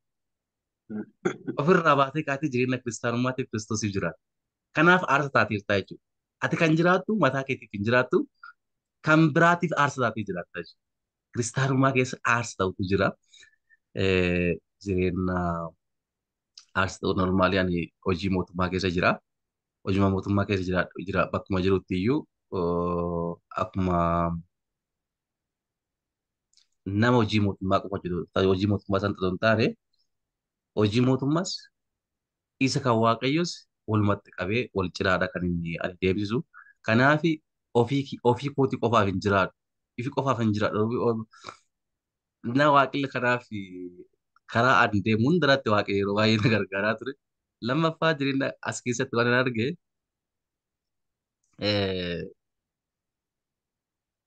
jireenya kiristaanummaa kana keessatti maaltu jira yeroo baay'ee jechuudha. Karaa namni ittiin qoramu karaa baay'ee ittiin qoramu. Qormaata baay'ee argeera. Qormaatota arge keessaati gaafa jireenya sagantaa soomaaf kadhannaa fara turee bahu qormaanni hagalan jedhamne na mudatu jechuudha. Qormaatota kana keessaa gaaf tokko guyyaa 5 nyaataaf bishaan malee guyyaa 5 turre waldaa keessa turre hin baane. Gaafa bahuun dura garuu natti wangeela lallabaa ture. Bahuun dura jechuudha. Gaafa lallabu akkasidhe lallabaan. Amma guyyaa 5 turreerra kadhataa turreerra foon keenya gogeera bishaan dhugnee hin jirru nyaata nyaannee hin jirru guyyaa 5 guutuu turre bishaan malee midhaan malee turre gaafa baanu kana isini yoo xiqqaate foon keessanii miidhamtaniirtu foon keenya miidhamneerra dhiigni keenya miidhameera garuu immoo hafuura qulqulluun eebbifamtee jirtu. Isa isin eebbifamtan kana inni isinirraa fudhatiisaaf qophaa'e immoo kabraa jira. Karaa kamiin isin dogoggorsiise, isin aarsee, isin sobee, fakkeesse. Kanaaf qormaanni karaa kamiyyuu yoo dhufee isin qunname dammaqaa. Isin dammaqaa. Asuma keessatti asuma asitti sagantaa soomaaf sagadaa kana keessatti dammaqxanii kadhataa turre dammaqaa jedhee baay'ee barsiisee ka'ee normaalama akkaataa gaasa barsiisaadhaas ittiin hin danda'u. Barsiisee keessa keenya dhufeennaan ittiin himee deebee ka'ee hin galle sagantaa keenya xumurree hin galle gaafa hin gallu namni jalqaba qorame ana ture. Namni jalqaba qorame ana ture. Akkamiin qoramte naa gaafa naan jettani nama baay'ee jaladhatu jira maatii jechuun obboleessa abbaa kooti baay'een jaladha. Galgala hunda nuumus bakka ijoolleen hariyaa xiyyaa isaan bira waan jiraniif isaan bira deemee dabarsa galgala hundumaa jechuudha. Amma isattu maal naan jedha akililuu naan jedha jedhee maallaqa na jalaa hattee naan jedha maallaqa na jalaa hattee naan jedha ani moo maarree adoo yoo jiraate maan kabiraayyuu hataa miti jedheen sirraa jechuun hanqaltamaatti fakkaataa jira. Kabiraayyuun fudhadhaa miidhee kabiraa jiraaree waan jedhee amma argisiisa dhugumaan siin jedhaa jira dhugumaan jetta waan dubbanne jecha takka ittiin deebisne achumatti qabbanaa'ee bahee gale. Amma guyyaa lammataa namni kun gooftarra duuba deebi'ee jira. Dhugee ka'eef machee fageenyarraa dhugee jechuun arrabsaa dhuga. Badahattuu jedhaa dhuga. Badahattuu gaafa inni dhugu daandiirra baay'ee dhagaa waan ta'eef. Faaziliin mana jiru anjira faaziliin jirtu daandiirra baay'ee gaafa inni dhugu abbaa xoruu jennaan abbaa xoruu ati maaf ati eenyu arrabsuu jirtaa simaan jechuun jira naan jedhe ana dhugumaan jettaa ta'an kana maallaqni himeeka agas ati ammaarre maallaqa kana siin caaluu ree maallaqa kana siin caaluu ree maaf maallaqa kana waan xiqqaa kanaaf mana arrabsita ree jedhee hattumaa miti naan jedhe akkasii maallaqa kanaa miti maallaqa ammaa kacarraan qaba kanumaa mi'ee bakka kuna hoodhu maallaqichuma baasee kenneef hin kenneefi keessa kee normaaliin gadde inni lakkan maallaqa minaalbaatti maallaqni raawwatee ta'uu danda'a idoonnoo maallaqa kan baasee hin kenneefi an achiin duuba gara yuunivarsiitiin deeme namni suni almost nama ganaa ijoollee fuusifatee rugsiifatee miti. Ijoollee isaa garuu gaggaanee jiru. Ani yuunivarsiitiin deemee namni sun gaafa ani yuunivarsiitii deemee ji'a arfaffaa fi shanaffaa ga'u balaan konkolaataa isa mudatee lubbuun lafarraa deemee gaafa balaan konkolaataa isa gaafa balaan konkolaataa isa mudatee lubbuun lafarraa deemu bilbili jalqabaa maatii isaa aduu hin dhageenye bilbili jalqabaa na bira bilbilame. Bilbila jalqabaa na bira bilbilamee ergaa dabarsii maatii dhagee akkas ta'ee jira naan jedhanii natti himanii keessi kiyyaan gaddee normally qormaanni sun jalqaba I don't know duuti sun naa baatee ta'uu danda'a hin deemee jechuudha. Sana qofaa miti jechuun amma ani sana qofaa miti waan baay'eedha kan jireenya kee keessatti tajaajila kana keessatti kan arge namni ani yoo man dhiiseef malee xiqquma namni natti darbee daangaa qaxxaamuree natti darbee an deebii waan hin deebisnee fi an deebii hamaa waan hin deebisnee fi xiqquma namni natti darbee dubbate bakka kaan haalli mijataa isaa mijate tokko hin jiru. Jechuun bakka namni baay'een miidhamee jira. Namni baay'een miidhamnaan nama tokkoffaa namni gaafa arrabsu deebise namni gaafa lolu deebise san lolu keessaa bahee jira. Maa inni kan godhuu jalqaba amma namni baay'een namni miidhamu kan lubbuun darbu qofaa miti. Ka achuma irratti dhaabbittaaf ka milkii malee hafu namoota baay'ee ture. Innaa gaaf tokkommoo gaafa barnoota jiru na arrabsee ture. Na jechuun na gubbaa dhaabatee kanafatti nama naan jedhee daa'ima baay'ee yaadadha. Namni kun xiqqaa ta'ee yaadadha. Nama kanafatti nama hidhanii qarxee gasii kennanii fi naan jedhee narra dhaabatee ka'ee nama lama ta'ee narra dhaabatanii. Innaa gaafa ofii milkaa'ee gaafa yuunivarsiitii deebi'ee yaadadhu namni kun bakkuma kaleessa jiru kaan jira.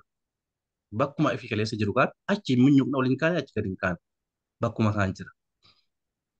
Nama kaan deemee dhiifama sii godhee jira. Guyyaa akkasii bakka akkasii dhiibeen jechuun kan nama ta'u haga bakkaatii walta yaadadha bakkicha jechuudha. Haga bakkaatii walta yaadadha bakka inni akkas naan jedheen. Maatiin hin milkoofne waan hundumaan hin milkoofne ani amma guyyaa akkasii yaadatu ta'uu danda'a ani immoo ni yaadadha. Ani amma si dhiisee jira. Maaltu beekaa sababa kiyya wanni kee qabattee ta'uu danda'a. Gaafa sana atii fi Birhaaneeni akkas dhaabattanii bakka akkasii dhaabattanii akkas naan jettanii turtanii. Amma angiriin waggaan kun xiqqatu gara waggaa dheeraa tureera. Si dhiisee jira. Si dhiisee jira. Waan keessa kee jiru hundumaayyuu si baasee jira. Sababa kiyya miidhamteessa ta'uu danda'a. Sababa kiyya adoo birattis sadarkaa guddaa dhaquu dandeettu hafteessa ta'uu danda'a. Adoo daldaltee sadarkaa guddaa dhaquu dandeettu sababa ani sitti qabamee turee fi miidhamteessa ta'uu danda'a. Ani garuu guyyaa har'arraa kaasee si dhiisee jira. Jechuun ofuma koote jechuun deemee barbaade jechuudha. Innaa isaan jedheeni almost namni kun irratti waan jedhu sadarkaa gaariirra jira.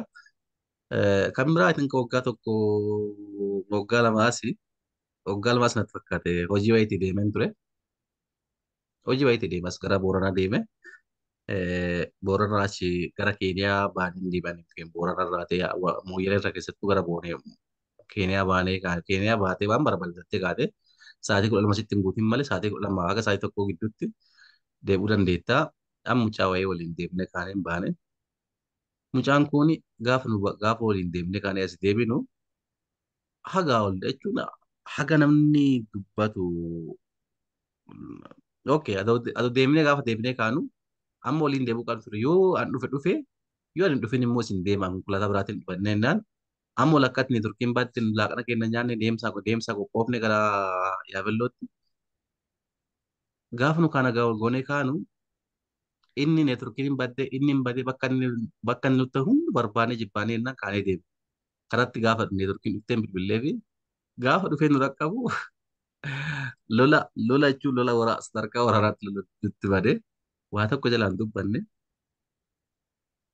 bakka waaqayyo siyaa kennu jennee kaanee dhiifneeni jecha tokkotti namni deebifne haga barbaadu nu arrabsee itti dhiifne.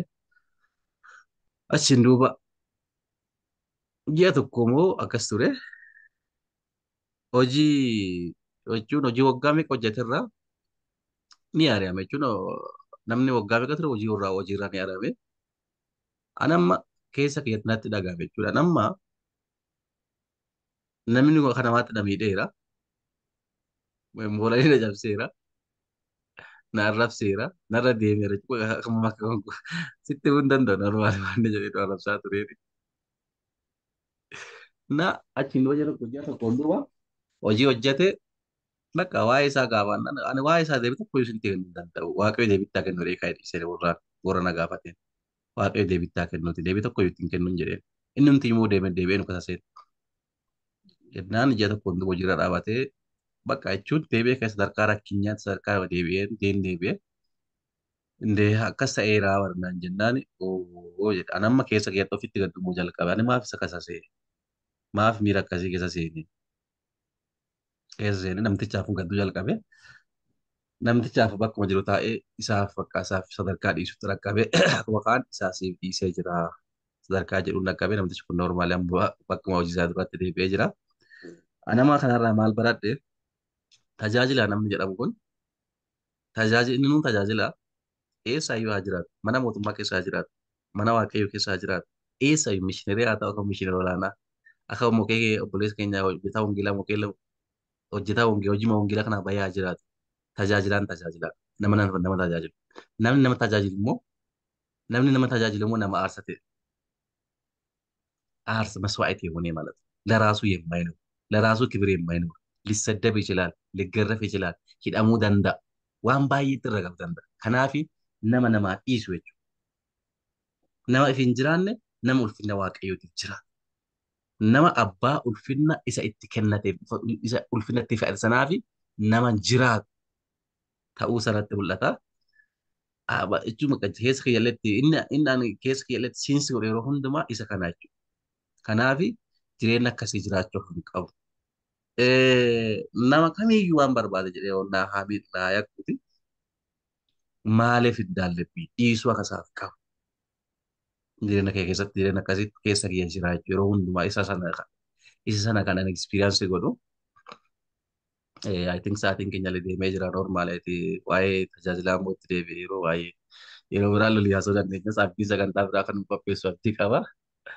እና bakka lama jira hojii mootummaa keessas kan waaqayyoos kan mootummaas ni hojjedha kan dhuunfaas ni hojjedha waaqayyo immoo karaa hundumaatti waaqayyo nu gargaaree jira.